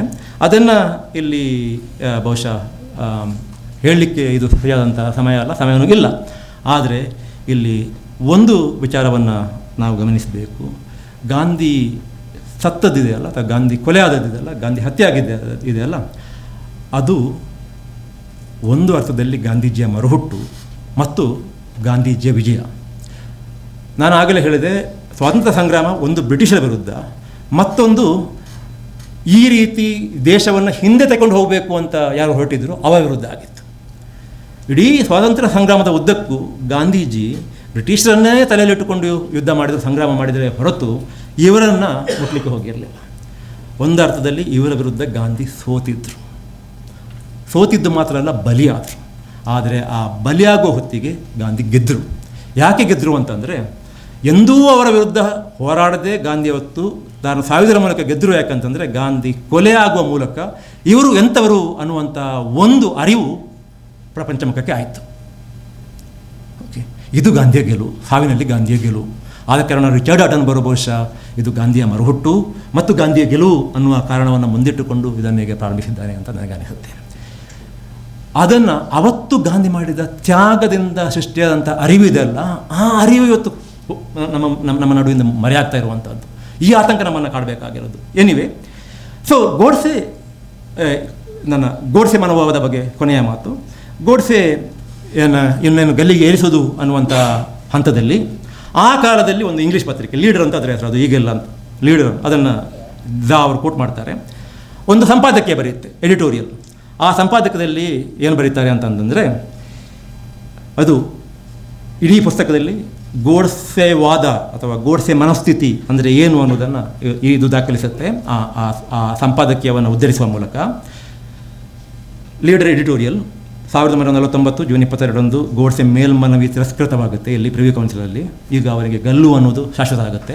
ಆಗ ಆ ಪತ್ರಿಕೆಯಲ್ಲಿ ಬರ್ತಕ್ಕಂಥ ಎಡಿಟೋರಿಯಲ್, ಗೋಡ್ಸೆ ನಿಸ್ಸಂದೇಹವಾಗಿ ಒಂದು ಚಿಂತನಾ ಕ್ರಮವನ್ನು ಪ್ರತಿನಿಧಿಸುತ್ತಾನೆ. ಈ ಚಿಂತನೆಯು ಪೈಶಾಚಿಕ ಸಿದ್ಧಾಂತವನ್ನು ಹೊಂದಿರುತ್ತದೆ. ಇಂಗ್ಲಿಷ್ ಏನು ಅಂತ ನನಗೆ ಮರ್ತೋಗಿದೆ ಈಗ. ಪೈಶಾಚಿಕ ಸಿದ್ಧಾಂತವನ್ನೇ ಹೊಂದಿರುತ್ತದೆ. ಪ್ರಸ್ತುತ ಈ ಸಿದ್ಧಾಂತವನ್ನು ಬೆಂಬಲಿಸುವವರು ನೈತಿಕರಾಗಿ ಭ್ರಷ್ಟರಾಗಿದ್ದಾರೆ. ಬರೆಯುವುದಲ್ಲ, ಗಾಂಧಿವಾದಿಗಳು ಬರೆಯುವುದಲ್ಲ, ಒಂದು ಪತ್ರಿಕೆ ಬರೆಯುವುದು. ಗೋಡ್ಸೆ ನಂಬಿದ್ದ ಚಿಂತನೆ ಆತನ ಸಾವಿನೊಂದಿಗೆ ಮುಗಿದು ಹೋದೀತು ಎಂದು ಚಿಂತಿಸುವುದು ತಪ್ಪಾಗುತ್ತದೆ. ಓಕೆ, ಗೋಡ್ಸೆ ನಂಬಿದ ಚಿಂತನೆ ಆತನ ಸಾವಿನೊಂದಿಗೆ ಮುಗಿದು ಹೋದೀತು ಎಂದು ಭಾವಿಸುವುದು ತಪ್ಪಾಗುತ್ತದೆ. ಸದ್ಯಕ್ಕೆ ಅದು ಸುಪ್ತವಾಗಿರಬಹುದೇ ಹೊರತು ಅಂತ್ಯವಾಗುವುದಿಲ್ಲ. ಸದ್ಯಕ್ಕೆ ಅದು ಸುಪ್ತವಾಗಿರಬಹುದೇ ಹೊರತು ಅಂತ್ಯವಾಗುವುದಿಲ್ಲ. ಆತನನ್ನು ಸಾಯಿಸುವ ಮೂಲಕ ಹುತಾತ್ಮ ಪಟ್ಟವನ್ನು ಕಟ್ಟಲು ಅವನಿಗೆ ಅವಕಾಶ ನೀಡಬಾರದು. ಗಾಂಧಿ ಭಾಳ ವಿಚಿತ್ರ ಅಂತಂದರೆ, ಈ ಪತ್ರಿಕೆ ಈ ಮಾತನ್ನು ಕೇಳಿಕೊಳ್ಳುತ್ತೆ. ಅಲ್ಲಿ ಇಲ್ಲಿ ಕೆಲವರು ಇಲ್ಲ ಅವನನ್ನು ಗಲ್ಲಿಗೆ ಏರಿಸಬಾರ್ದು, ಯಾಕಂದರೆ ಗಾಂಧಿ ಇದನ್ನು ಒಪ್ಪಲ್ಲ ಅಂತ. ಕೊನೆಗೆ ಒಬ್ಬ ಗಾಂಧಿವಾದಿ ಒಂದು ಪತ್ರ ಬರೀತಾರೆ, ಯಾರಿಗೆ? ಜೈಲಾಧಿಕಾರಿಗಳಿಗೆ. ಅವರು ಹೇಳ್ತಾರೆ, ಗಾಂಧೀಜಿಯ ದೃಷ್ಟಿಯಿಂದ ಅವನನ್ನು ಗಲ್ಲಿಗೇರಿಸುವುದು ಸರಿಯಲ್ಲ ಅನ್ನೋದನ್ನು ನಾನು ಒಪ್ಪಿಕೊಳ್ತೇನೆ. ಗಾಂಧೀಜಿಯ ಆತ್ಮ ಚಡಪಡಿಸುತ್ತೆ, ಆದರೆ ಈಗ ಇರೋದು ಗಾಂಧಿಯ ಸರ್ಕಾರ ಅಲ್ಲ. ಓಕೆ, ಒಬ್ಬ ಗಾಂಧಿವಾದಿ ಹೇಳೋದು, ಈಗ ಇರೋದು ಗಾಂಧಿಯ ಸರ್ಕಾರ ಅಲ್ಲ, ಆ ಸರ್ಕಾರಕ್ಕೆ ಏನು ಸರಿ ಕಾಣುತ್ತೋ ಅದನ್ನು ಮಾಡಲಿ ಅಂತ ಬರೀತಾರೆ. ಓಕೆ, ಹಾಗೆ ಬರೆದಾಗ ಅವರಿಗಿರತಕ್ಕಂಥ ಕೊನೆಯ ಆಶೆ ಬಿದ್ದೋಗುತ್ತೆ. ಏನು, ಯಾರಿಗೆ? ಗೋಡ್ಸೆಗಿರತಕ್ಕಂಥ ಕೊನೆಯ ಆಶೆ. ಗೋಡ್ಸೆಗೆ ಬದುಕಿಗಂತ ಇರಲಿಲ್ಲ, ಗೋಡ್ಸೆನ ಉಳಿಸ್ಕೋಬೇಕು ಅಂತ. ಅದು ಕೂಡ ನೋಡಿ, ಸಾವರ್ಕರ್ ಆದಿಯಾಗಿ ಹಿರಿಯ ನಾಯಕರಿಗೆ ಯಾರಿಗೂ ಕೂಡ ಆ ಚಿಂತನೆ ಇರಲಿಲ್ಲ. ಇದ್ದಿದ್ದು ಯಾರಿಗೆ ಅಂತಂದರೆ ಅವನ ಜೊತೆಗೆ ಕಾಲಾಳುಗಳಾಗಿದ್ದರಲ್ಲ, ಅವನ ಜೊತೆ ಕೈ ಜೋಡಿಸಿದ್ರಲ್ಲ, ಅಂಥವರಿಗೆ ಮಾತ್ರ. ಸೊ ಇಲ್ಲಿ ಸಂಪಾದಕರಲ್ಲಿ ಬರೀತಾರೆ, ಆತನನ್ನು ಬದುಕಲು ಬಿಡಬೇಕು. ಆತನ ಕೊನೆಯವರೆಗೂ ಮಾನವೀಯತೆಗೆ ಆತ ಉಂಟು ಮಾಡಿದ ನಷ್ಟ ಎಂಥದ್ದು ಎನ್ನುವುದನ್ನು ಆತ ಅನುಭವಿಸಬೇಕು. ಓಕೆ, ಕೊನೆಯ ತನಕ ಆತ ತಾನು ಈ ಕೃತ್ಯದಿಂದಾಗಿ, ತಾನು ಈ ಭ್ರಮೆಗೊಳಗಾಗಿ ಯಾವ ರೀತಿಯ ನಷ್ಟವನ್ನು ಇಡೀ ಮಾನವ ಕೋಟಿಗೆ, ಇಡೀ ಮಾನವೀಯತೆಗೆ ಮಾಡಿದ್ದಾನೆ ಅನ್ನೋದನ್ನು ಅವ ಅನುಭವಿಸಬೇಕು ಅಂತ ಬರೀತಾರೆ. ಇಲ್ಲಿಗೆ ಈ ಭಾಗ ನನ್ನ ಭಾಷಣದಲ್ಲಿ ಮುಗಿಸ್ತೇನೆ. ಈಗ ಕೊನೆಯ ಭಾಗ ಏನು ಅಂತಂದರೆ, ನಾವು ಗೋಡ್ಸೆ ಮನಸ್ಥಿತಿಯನ್ನು ಹೇಗೆ ಎದುರಿಸೋದು ಅಂತ. There is no magic bullet. Okay, ಯಾವ ಮ್ಯಾಜಿಕ್ ಬುಲೆಟ್ ಕೂಡ ನಮ್ಮಲ್ಲಿ ಇಲ್ಲ. ಯಾಕಂದರೆ 75 ವರ್ಷಗಳಲ್ಲಿ ನಾವು ಈ ಚಿಂತನೆ ಬೆಳೀತಾ ಬಂದಾಗ ನಾವು ಸುಮ್ಮನಿದ್ದೀವಲ್ಲ, ನಾವು ಗಾಂಧಿಗೆ ಮಾಡಿದಂತಹ ಘೋರ ಪಾಪ, ಓಕೆ, ಗಾಂಧಿಗೆ ಸಿಗದಂತಹ ಪ್ರಮಾದ, ಅನ್ಯಾಯ, ಗಾಂಧಿಗೆ ಮಾಡಿದಂತಹ ಅನ್ಯಾಯ ನಮಗೆ ಬಹುಶಃ ಯಾರಿಗೂ ಕೂಡ ಈ ಮನಸ್ಥಿತಿಯನ್ನು ಎದುರಿಸಬೇಕು ಅಂತ ಯಾರಿಗೆ ಅನಿಸಿಲ್ವೋ ಇಷ್ಟರ ತನಕ, ಜಾಗೃತ ಕರ್ನಾಟಕದವರಿಗೆ ಇವತ್ತು ಅನಿಸಿತ್ತು, ಕೆಲವರಿಗೆ ವೈಯಕ್ತಿಕವಾಗಿ ಹಿಂದೆ ಕೂಡ ಅನಿಸಿರ್ಬೋದು, ಯಾರಿಗೆ ಅನಿಸಿಲ್ವೋ ಅವರಿಗೆ ನನ್ನ ಪ್ರಕಾರ ಗಾಂಧಿ ಜಯಂತಿಯನ್ನು ಮಾಡುವಂಥ ಯಾವ ನೈತಿಕ ಹಕ್ಕು ಇಲ್ಲ. ಓಕೆ, ಸೊ ನಾವು 75 ವರ್ಷಗಳಲ್ಲೇ ಮಾಡದೆ ಉಳಿದದನ್ನು ಹೀಗೆ ಮಾಡಲಿಕ್ಕೆ ಹೊರಟಿದ್ದೇವೆ. ಆದ ಕಾರಣ ಇದು ಓವರ್ನೈಟ್, ರಾತ್ರಿ ಬೆಳಗಾಗೋದರೊಳಗೆ ಈ ಈ ಮನೋಸ್ಥಿತಿ ಬದಲಾಗುತ್ತೆ ಅಂತ ಯಾರಿಗೂ ಭ್ರಮೆ ಬೇಡ. ನಾವು ಏನು ಮಾಡ್ಬೋದು ಈಗ ಈ ಕಾಲಕ್ಕೆ ಅಂತಂದರೆ, ಏನೂ ಮಾಡೋದು ಬೇಡ, ಬರೀ ಸತ್ಯವನ್ನು ಜನರ ಮುಂದಿಟ್ಟರೆ ಸಾಕು. ಓಕೆ, ಸತ್ಯವನ್ನು ಜನ ಒಪ್ಪೋದಿಲ್ಲ. ಸತ್ಯವನ್ನು ಜನ ಒಪ್ಪದ ರೀತಿಯಲ್ಲಿ ಆ ಶಕ್ತಿ ಇವತ್ತು ಬೃಹತ್ತಾಗಿ ಬೆಳೆದು ನಿಂತಿದೆ. ಆದರೆ ಅದರ ಬಗ್ಗೆ ತಲೆ ಕೆಡಿಸ್ಕೋಬೇಕಾಗಿಲ್ಲ. ದಿನೇಶ್ ಗುಂಡೂರಾವ್ ಅವರು ಹೇಳಿದ ಹಾಗೆ ಮತ್ತೆ ನಾವು ಗಾಂಧಿಯತ್ತ ನೋಡಬೇಕು. ಗಾಂಧಿ ನಡೆಸಿದಂತಹ ಅವರ ಹೋರಾಟ ಇದೆಯಲ್ಲ, ಇಡೀ ಸ್ವಾತಂತ್ರ್ಯ ಸಂಗ್ರಾಮದ ಚರಿತ್ರೆ ಇದೆಯಲ್ಲ, ಅಲ್ಲೇ ನಮಗೆ ಇದಕ್ಕೆ ಉತ್ತರ ಸಿಗುತ್ತೆ. ಯಾವ ರೀತಿಯಲ್ಲಿ ಇದನ್ನು ಎದುರಿಸಬೇಕು ಅನ್ನೋದಕ್ಕೆ ಅಲ್ಲೇ ನಮಗೆ ಉತ್ತರ ಸಿಗುತ್ತೆ. ಗಾಂಧಿಯ ಪ್ರಸ್ತುತತೆಯ ಬಗ್ಗೆ ಮಾತಾಡುವತ್ತಿಗೆ ಈ ಕಾಲಕ್ಕೆ, ಈ ತಲೆಮಾರಿನವರು ಈ ಗಾಂಧಿಯನ್ನು ಬಿಟ್ಟು ಬಹಳ ಮುಂದೆ ಹೋಗಿರತಕ್ಕಂತಹ, ಪ್ರಪಂಚ ಮುಂದೆ ಹೋಗಿರತಕ್ಕಂಥ ಈ ಸಂದರ್ಭದಲ್ಲಿ ಗಾಂಧಿ ಹೇಗೆ ಪ್ರಸ್ತುತರಾಗ್ತಾರೆ ಅನ್ನೋದಕ್ಕೆ ಬೇರೆ ಬೇರೆ ರೀತಿಯ ಕಾರಣಗಳನ್ನು ಕೊಡ್ತಾರೆ. ನಾನು ಅದಕ್ಕೊಂದು ಆಧ್ಯಾತ್ಮಿಕ ಕಾರಣವನ್ನು ಕೊಟ್ಟು, ಆ ಆಧ್ಯಾತ್ಮಿಕ ಕಾರಣ ಒಂದು ರೀತಿಯಲ್ಲಿ ಮಾನಸಿಕ, ಸೈಕಾಲಜಿಕಲ್ ಆದಂಥ ಕಾರಣ ಕೂಡ ಆಗಿರುತ್ತೆ. ಆ ಕಾರಣವನ್ನು ದೃಷ್ಟಿಯಲ್ಲಿಟ್ಟುಕೊಂಡು ನಾವು ಈ ಗೋಡ್ಸೆ ಮನೋಸ್ಥಿತಿಯನ್ನು ಹೇಗೆ ಎದುರಿಸಬೇಕು ಅನ್ನುವಂಥ ಸನ್ನಾಹವನ್ನು ಮಾಡಬೇಕು ಅಂತ ನನಗನ್ನಿಸುತ್ತೆ. ಅದು ಏನು ಅಂತಂದರೆ ನನ್ನ ಕೊನೆಯ ಮಾತು ಅದು ಏನು ಅಂತಂದರೆ, ಗಾಂಧಿ ಬ್ರಿಟಿಷ್ ಸಾಮ್ರಾಜ್ಯವನ್ನು ಎದುರಿಸಲಿಕ್ಕೆ ಹೊರಟಾಗ ಗಾಂಧಿ ಒಬ್ಬಂಟಿಯಾಗಿದ್ದರು. ಕೊನೆಗೂ ಗಾಂಧಿ ಒಬ್ಬಂಟಿ ಆದರೂ ಅದು ಪ್ರಶ್ನೆ ಬೇರೆ. ಆದರೆ ಸೂರ್ಯ ಮುಳುಗದ ಸಾಮ್ರಾಜ್ಯ, ಓಕೆ, ಅದರ ಎದುರು ಗಾಂಧಿ ಒಬ್ಬ ವ್ಯಕ್ತಿ. ಓಕೆ, ಒಬ್ಬ ವ್ಯಕ್ತಿ, ಏನೂ ಇಲ್ಲದ ವ್ಯಕ್ತಿ. ಅಂದಿಗೆ ಗಾಂಧೀಜಿ ಹತ್ರ ಏನಿತ್ತು ಅಂತ ಕೇಳಿದರೆ ಏನೂ ಇರಲಿಲ್ಲ. ಅಂದಿಗೆ ಬ್ರಿಟಿಷ್ ಸಾಮ್ರಾಜ್ಯದ ಕೈಯಲ್ಲಿ ಏನಿತ್ತು ಅಂತ ಕೇಳಿದರೆ ಎಲ್ಲವೂ ಇತ್ತು. ಎಲ್ಲವೂ ಇದ್ದಂತಹ ಅತ್ಯಂತ ಶಕ್ತಿಯುತವಾದಂತಹ ಒಂದು ಸಾಮ್ರಾಜ್ಯದ ಎದುರು ಏನೂ ಇಲ್ಲದ ಗಾಂಧಿ ಹೋರಾಡುವ ಮನೋಸ್ಥೈರ್ಯವನ್ನು ಬೆಳೆಸಿಕೊಂಡ್ರಲ್ಲ, ಆ ಮನೋಸ್ಥೈರ್ಯದಲ್ಲಿ ನಮ್ಮ ಇವತ್ತಿನ ಈ ಸ್ಟ್ರಾಟಜಿಯನ್ನು ಕಂಡುಕೋಬೇಕು. ಗೋಡ್ಸೆ ಮನಸ್ಥಿತಿಯನ್ನು ನಾವು ಎದುರಿಸುವತ್ತಿಗೆ ಗಾಂಧೀಜಿ ಅವತ್ತು ತಳೆದಂತಹ, ಅವರಿಗೆ ಬಂದಂತಹ ಧೈರ್ಯ ಇದೆಯಲ್ಲ, ಅವರಿಗೆ ಎಲ್ಲಿಂದ ಬಂತು ಆ ಧೈರ್ಯ ಅಂತ ನಾವು ಪ್ರಶ್ನಿಸಿದಾಗ ನಮಗೆ ಇವತ್ತು ಬೃಹದಾಕಾರವಾಗಿ ಗೋಡ್ಸೆ ಮನಸ್ಥಿತಿ ಇವತ್ತು ಎಲ್ಲಿ ತನಕ ಬೆಳೆದು ನಿಂತಿದೆ ಅಂತಂದರೆ, ನಮ್ಮ ಮಕ್ಕಳಲ್ಲೇ ಒಬ್ಬ ಗೋಡ್ಸೆಯನ್ನು ಸೃಷ್ಟಿ ಮಾಡುವಂಥ ಕೆಲಸ ನಡೀತಾ ಇದೆ. ನಮ್ಮ ಮಕ್ಕಳಲ್ಲಿ ಒಬ್ಬ ಗೋಡ್ಸೆಯ ಪರವಾಗಿ ಮಾತಾಡ್ಬೋದು. ನಾವು ಅವರೆಲ್ಲ ನಮ್ಮವರಲ್ಲದ ಅಂತ ನಾವು ಅವ್ರನ್ನ ಬಿಟ್ಟುಬಿಡುವಾಗಿಲ್ಲ. ಅವರೆಲ್ಲ ಮನುಷ್ಯರು, ಅವರೆಲ್ಲ ಒಳ್ಳೆಯವರು, ಅವರು ಸಂಪ್ರದಾಯವಾದಿಗಳಾಗಿರ್ಬೋದು. ಅವರು ನಾವು ಮಾತಾಡೋದಂಥ ದಿನೇಶ್ ಗುಂಡ್ರು ಅವರು ಹೇಳಿದಲ್ಲ, ಸಂಪ್ರದಾಯವಾದಿಗಳಾಗಿರ್ಬೋದು. ಸಂಪ್ರದಾಯವನ್ನು ಯಾರಾದರೂ ಪಾಲಿಸೋದು ಅವರಿಗೆ ಬಿಟ್ಟಿದ್ದು, ಅದೆಲ್ಲ ವಿಚಾರ. ಆದರೆ ಅವರು ಯಾಕೆ ಮತ್ತೆ ಗೋಡ್ಸೆಯನ್ನು ಒಪ್ಪಿಕೊಳ್ತಾರೆ, ಗಾಂಧಿಯನ್ನು ವಿರೋಧಿಸ್ತಾರೆ, ಗಾಂಧಿಗೆ ಡೌನ್ ಡೆತ್ ಟು ಗಾಂಧಿ ಅಂತ ಆಗ ಕಾಲಕ್ಕೆ ನೋಡಿ. ಯಾರು ಕೂಡ ಯಾವುದೇ ರೀತಿಯಲ್ಲಿ ವಿರೋಧಿಸುವಾಗ ಯಾರನ್ನಾದರೂ ವಿರೋಧಿಸುವತ್ತಿಗೆ ನೀವು ಡೌನ್ ಅಂತಾರೆ, ಮುರ್ದಾಬಾದ್ ಅಂತೀರಿ, ಡೆತ್ ಅಂತ ಹೇಳಲ್ಲ. ಬಟ್ ಗಾಂಧೀಜಿ ಜೀವನದ ಉದ್ದಕ್ಕೂ ಇವರು ಗಾಂಧೀಜಿ ವಿರುದ್ಧ ಪ್ರತಿಭಟಿಸುವತ್ತಿಗೆ ಡೆತ್ ಟು ಗಾಂಧೀಜಿ ಅಂತ ಹೇಳ್ತಿದ್ದು, ಸಾಯು ನೀನು ಅಂತ. ಇನ್ನೊಂದು ವಿಚಾರ ಹೇಳ್ತೇನೆ, ತಡ ಆಗ್ತಾ ಇದೆ, ಆದರೂ ಒಂದು ವಿಚಾರ ಹೇಳ್ತೇನೆ. ಪ್ರಪಂಚದಲ್ಲಿ ಮೊದಲು ಫೇಕ್ ನ್ಯೂಸನ್ನು ಜನಕ ಅಂತ ಯಾರು ಇದ್ದರೆ ಗೋಡ್ಸೆ. 2 ಪತ್ರಿಕೆ ನಡೆಸಿದ್ದಾನೆ ಅವ, ಒಂದೇ ಪತ್ರಿಕೆನ 2 ಹೆಸರಲ್ಲಿ ನಡೆಸಿದ್ದಾನೆ. ಆ 2 ಪತ್ರಿಕೆಗಳಲ್ಲಿ ಅವ ಬರೀತಿದ್ದದ್ದು ಫೇಕ್ ನ್ಯೂಸೇ. ಅದರಲ್ಲಿ ಒಂದು ನ್ಯೂಸ್ ಐಟಮ್ನ ಹೆಡ್ಲೈನ್ ಏನಿತ್ತು ಅಂತಂದರೆ, ಗಾಂಧಿ ನೀನು ಆತ್ಮಹತ್ಯೆ ಆದರೂ ಮಾಡಿಕೊ ಅಂತ. ಓಕೆ, ನನಗೆ ನಿನ್ನನ್ನು ಕೊಲ್ಲಿಕ್ಕೆ ಆಗೋದಿಲ್ಲ ಅಂತ ಒಂದು ಹಂತದಲ್ಲಿ ಅವನಿಗೆ ನಿರಾಸನಾಗಿರ್ತಾನೆ. ಆಗ ಒಂದು ಹೆಡ್ಲೈನ್, ಗಾಂಧಿ ಕಮಿಟ್ ಸೂಸೈಡ್, ನಿನ್ನನ್ನು ಆತ್ಮಹತ್ಯೆ ಮಾಡಿಕೊ ಅಂತ. ಸೊ ಈ ಕಾಲದಲ್ಲಿ ಒಂದು ದೊಡ್ಡ ಸಂಖ್ಯೆಯ ಜನ ಯಾಕೆ ಗೋಡ್ಸೆಯನ್ನು ಒಪ್ಪಿಕೊಳ್ತಾ ಇದ್ದಾರೆ ಅಂತಂದರೆ, ಅವರಿಗೆ ಸತ್ಯ ಗೊತ್ತಿಲ್ಲ. ಅವರಿಗೆ ಸತ್ಯ ಗೊತ್ತಿಲ್ಲದೆ ಅವರು ಒಪ್ಪಿಕೊಂಡಾಗ ಅವರ ಸಂಖ್ಯೆ ದೊಡ್ಡದಾಗಿದೆ. ಆ ಸಂಖ್ಯೆಯನ್ನು ನೋಡಿಬಿಟ್ಟು ಅಯ್ಯೋ ನಾವು ಏನು ಮಾಡಲಿಕ್ಕೆ ಆಗೋದಿಲ್ಲ ಅಂತ ನಾವು ಹೊರಟಿದ್ದೇವೆ. ಅದಲ್ಲ, ಗಾಂಧಿ ಅವತ್ತು ಏನೂ ಅಲ್ಲದ ಗಾಂಧಿ ಬ್ರಿಟಿಷ್ ಸಾಮ್ರಾಜ್ಯವನ್ನು, ಸೂರ್ಯ ಮುಳುಗದಂತಹ ಸಾಮ್ರಾಜ್ಯವನ್ನು ಎದುರಿಸಿ ನಿಂತರಲ್ಲ. ಹೇಗೆ ಅದು ಸಾಧ್ಯ ಆಯಿತು ಅಂತಂದರೆ, ಗಾಂಧಿ ಆ ಶಕ್ತಿಯನ್ನು ತನ್ನ ಒಳಗಿಂದ ಪಡ್ಕೊಂಡ್ರು. ಓಕೆ, ಮತ್ತು ಗಾಂಧಿ ಆ ಶಕ್ತಿಯನ್ನು ಹೊರಗಿಂದ ಪಡ್ಕೊಂಡ್ರು. ನೀವು ಗಾಂಧಿ ಸಿನಿಮಾದಲ್ಲಿ ಗೋಖಲೆ ಅವರು ಬಂದು ಹೇಳ್ತಾರೆ ಗಾಂಧಿಯವರ ಹತ್ರ, ನೋಡು ನೀನು ಜರ್ನಲಿಸ್ಟ್ ಆಗಬೇಕು ಅಂತ ಹೊರಟಿದ್ಯಾ, ಭಾರತಕ್ಕೆ ಬಂದುಬಿಟ್ಟು ಈ ದೇಶದಲ್ಲಿ ಬೇಕಾದಷ್ಟು ಜರ್ನಲಿಸ್ಟ್ಗಳಿದ್ದಾರೆ, ನಿನ್ನ ಅಗತ್ಯ ಇಲ್ಲ, ಈ ದೇಶಕ್ಕೆ ನಾಯಕತ್ವ ಕೊಡಬೇಕು, ನೀನು ಸೌತ್ ಆಫ್ರಿಕಾದಲ್ಲಿ ಅಷ್ಟೆಲ್ಲ ಕೆಲಸ ಮಾಡಿ ಬಂದಿದ್ದೀಯಲ್ಲ, ನೀನು ನಾಯಕತ್ವ ಕೊಡಬೇಕು ಅಂತ. ಗಾಂಧಿ ಬೆವತು ಹೋಗ್ತಾರೆ, ಅಯ್ಯೋ ನಾನು ಸ್ವಾತಂತ್ರ್ಯ ಸಂಗ್ರಾಮವನ್ನು ಮುನ್ನಡೆಸೋದು ಅಂತ ಒಪ್ಪಿಕೋಬೇಕಾಗತ್ತೆ. ಅವರು ಒಪ್ಪಿಕೊಂಡ ನಂತರ ರಿಚರ್ಡ್ ಅಟನ್ಬರೋ ಅವರ ಸಿನಿಮಾದಲ್ಲಿ ಮುಂದಿನ ಸೀನ್ ಏನಿಗೆ ಗೊತ್ತಾ, ಗಾಂಧಿ ಇಡೀ ದೇಶವನ್ನು ಸುತ್ತುವುದು. ಈ ದೇಶವನ್ನು ಅರ್ಥ ಮಾಡಿಕೊಳ್ಳದೆ ಈ ದೇಶದಲ್ಲಿರತಕ್ಕಂಥ ಕೆಡುಕನ್ನು ನೀವು ನಿವಾರಿಸಲಿಕ್ಕೆ ಸಾಧ್ಯ ಇಲ್ಲ. ನಾವು ಇವತ್ತು ದೇಶವನ್ನು ಅರ್ಥ ಮಾಡಿಕೊಳ್ಳೋದು ಅಂತಂದರೆ ಜನರನ್ನು ಅರ್ಥ ಮಾಡಿಕೊಳ್ಳೋದು ಅಂತಂದರೆ ನಮ್ಮ ವಿಚಾರಧಾರೆಗೆ ವಿರುದ್ಧವಾಗಿರತಕ್ಕಂಥ ವಿಚಾರಧಾರೆ, ಅವರ ಹತ್ರ ಮಾನವೀಯತೆ ಅಂತ ಇದ್ದರೆ ಅವರ ಹತ್ರ ನಾವು ಮಾತಾಡ್ಬೋದು. ಇವತ್ತು ಮಾತಾಡಲಿಕ್ಕೆ ಸಾಧ್ಯ ಆಗದೇ ಇರ್ಬೋದು, ನಾಳೆ ಮಾತಾಡ್ಬೋದು.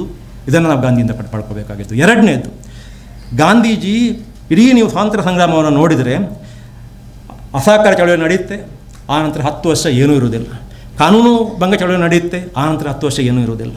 ಈ ರೀತಿ ಒಂದೊಂದು ಚಳವಳಿ ಉಚ್ಚಾಯ ಸ್ಥಿತಿಗೆ ಹೋದಂಥ ಸ್ಥಿತಿಯಲ್ಲಿ ಅದೊಮ್ಮೆ ಅದು ಮತ್ತೆ ಅದನ್ನು ನಿಲ್ಲಿಸಿಬಿಟ್ಟು ಆನಂತರ 10 ವರ್ಷ, 1 ವರ್ಷ ಅಲ್ಲ, 2 ವರ್ಷ ಅಲ್ಲ, 3 ವರ್ಷ ನಮಗೆ ಇಲ್ಲಿ ಚಳವಳಿ ಕಟ್ಟುವವರಿಗೆ, ನಮಗೆ ಇಲ್ಲಿ ಸಾರ್ವಜನಿಕರಲ್ಲಿ ಅಭಿಪ್ರಾಯ ಮೂಡಿಸುವವರಿಗೆ, ನಮಗೆ ಸಾರ್ವಜನಿಕರಿಗೆ ತಿಳುವಳಿಕೆ ಮೂಡಿಸುವವರಿಗೆ ನಾವು ಅವಸರದಲ್ಲಿದ್ದೇವೆ. ಓಕೆ, ಇವತ್ತೇ ಆಗಿಬಿಡಬೇಕು ಅಂತ. ಹಾಗೆ ಆಗೋದಿಲ್ಲ. ಗಾಂಧೀಜಿ 10 ವರ್ಷ ಧ್ಯಾನಿಸ್ತಿದ್ರು. ಎರಡು ಘಟನೆಗಳ ನಡುವೆ, 2 ಹೋರಾಟಗಳ ನಡುವೆ 1 ವರ್ಷ ಅಲ್ಲ, 2 ವರ್ಷ ಅಲ್ಲ, ಸುಮಾರು 8 ರಿಂದ 10 ವರ್ಷ ಗಾಂಧೀಜಿ ಧ್ಯಾನಿಸ್ತಿದ್ರು. ಈ ಮುಂದೆ ನಾನು ಹೇಗೆ ಈ ಚಳವಳಿಯನ್ನು ನಾನು ಹೇಗೆ ಇನ್ನೋವೇಟಿವ್ ಆಗಿ ಮುನ್ನಡೆಸಬೇಕು ಅಂತ. ಸೊ ಅದು ಗಾಂಧೀಜಿ ಒಳಗಿಂದ ಪಡ್ಕೊಂಡಂಥದ್ದು ಅಂತಸತ್ವ. ಒಂದು ಹೊರಗಿಂದ ಮತ್ತು ಒಳಗಿಂದ ಪಡೆದಂತಹ ಶಕ್ತಿ ಇದೆಯಲ್ಲ, ಆ ಅಂತಃಶಕ್ತಿ ಇದೆಯಲ್ಲ, ಆ ಅಂತಃಶಕ್ತಿ ಗಾಂಧೀಜಿಗೆ ಇಡೀ ಸೂರ್ಯ ಮುಳುಗದ ಸಾಮ್ರಾಜ್ಯವನ್ನು ಸೋಲಿಸಲಿಕ್ಕೆ ಸಾಧ್ಯ ಆಯಿತು, ಕಾರಣವಾಯಿತು. ಅಲ್ಲಿಂದ ನಾವು ಸ್ಫೂರ್ತಿ ಪಡ್ಕೋಬೇಕಾಗತ್ತೆ. ನಮ್ಮ ಮಕ್ಕಳಿಗೆ ನಾವು ಹೇಳಬೇಕು, ಧರ್ಮಯುದ್ಧ ಅಂತ ಈ ಪ್ರಪಂಚದಲ್ಲಿ ಒಂದು ಇದ್ದರೆ ಅದು ಈ ದೇಶದಲ್ಲಿ ನಡೆದಂಥ ಸ್ವಾತಂತ್ರ್ಯ ಸಂಗ್ರಾಮ ಅಂತ ನಾವು ನಮ್ಮ ಮಕ್ಕಳಿಗೆ ಹೇಳಬೇಕು. ಯಾವುದೋ ಉತ್ತರದ ಅರಸು ಮಕ್ಕಳು ಹಸ್ತಿನಾವತಿ ಅರಸು ಮಕ್ಕಳು, ದಾಯಾದಿಗಳು ಭೂಮಿಗೋಸ್ಕರ ಹೋರಾಡಿದ್ದಿದೆಯಲ್ಲ, ಆ ಕಥೆಯನ್ನು ಕುಳಿತುಕೊಂಡು ಇಲ್ಲಿ ಧರ್ಮಯುದ್ಧ ನಡೆದಿದೆ ಅಂತ ಹೇಳಿದರೆ ಮಕ್ಕಳು, ಶಾರ್ಪ್ ಆದ ಮಕ್ಕಳು, ಅದು ಯಾಕೆ ಧರ್ಮಯುದ್ಧ, ಅದರಲ್ಲಿ ಅವ ಯಾಕೆ ಮಾಡಿದ್ದು, ಇವ ಯಾಕೆ ಮಾಡಿದ್ದು ಅಂತ ಕೇಳಿದಾಗ ನಮ್ಮ ಹತ್ರ ಉತ್ತರ ಇಲ್ಲ, ನಾವು ತಡವರಿಸ್ತೇವೆ. ಆದರೆ ಇಡೀ ಸ್ವಾತಂತ್ರ್ಯ ಸಂಗ್ರಾಮದ ಹಾದಿಯನ್ನು ನೀವು ನೋಡಿ, ನೀವು ಎಲ್ಲೂ ತಡವರಿಸೋದು ಉತ್ತರಿಸ್ಬೋದು ಇದು ಧರ್ಮಯುದ್ಧ ಅಂತ.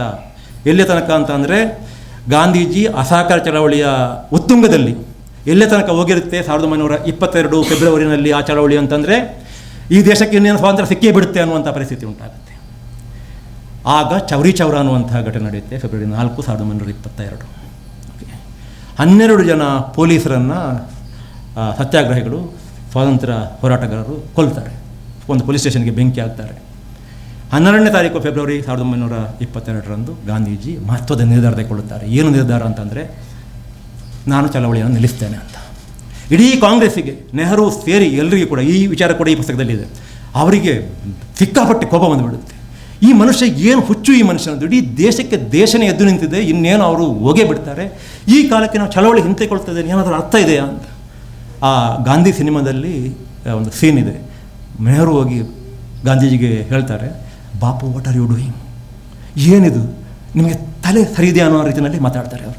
ಆಗ ಗಾಂಧೀಜಿ ಹೇಳ್ತಾರೆ, ಈ ಮಾತನ್ನು ಹೋಗಿ ಆ 12 ಜನ ಪೊಲೀಸರೊಂದು ನೀನು ಸತ್ತೋದ್ರಲ್ಲ ಅವರ ಕುಟುಂಬದ ಹತ್ರ ಹೇಳು, ಅವರಿಗೆ ಏನಾದರೂ ಅರ್ಥ ಆಗುತ್ತಾ ನನಗೆ ಹೇಳು ಅಂತ ಹೇಳ್ತಾರೆ. ಅದು ಗಾಂಧಿ, ಅದು ಧರ್ಮಯುದ್ಧ. ಓಕೆ, ನಾವು ನಮ್ಮ ಮಕ್ಕಳಿಗೆ ಈ ಧರ್ಮಯುದ್ಧದ ಕಥೆ ಹೇಳಬೇಕು. ಸತ್ಯದ ಹಾದಿಯಲ್ಲಿ ನಡೆದರೆ ನೀವು ಜಯಿಸ್ತೀರಿ, ದ್ವೇಷದ ಹಾದಿಯಲ್ಲಿ ನೀವು ನಡೆದರೆ ಮತ್ತೆ ಒಬ್ಬ ಗೋಡ್ಸೆಯಾಗಿ ಈ ದೇಶವನ್ನು ಕೆಡವ್ತೀರಿ, ಈ ದೇಶವನ್ನು ಹಾಳು ಮಾಡ್ತೀರಿ.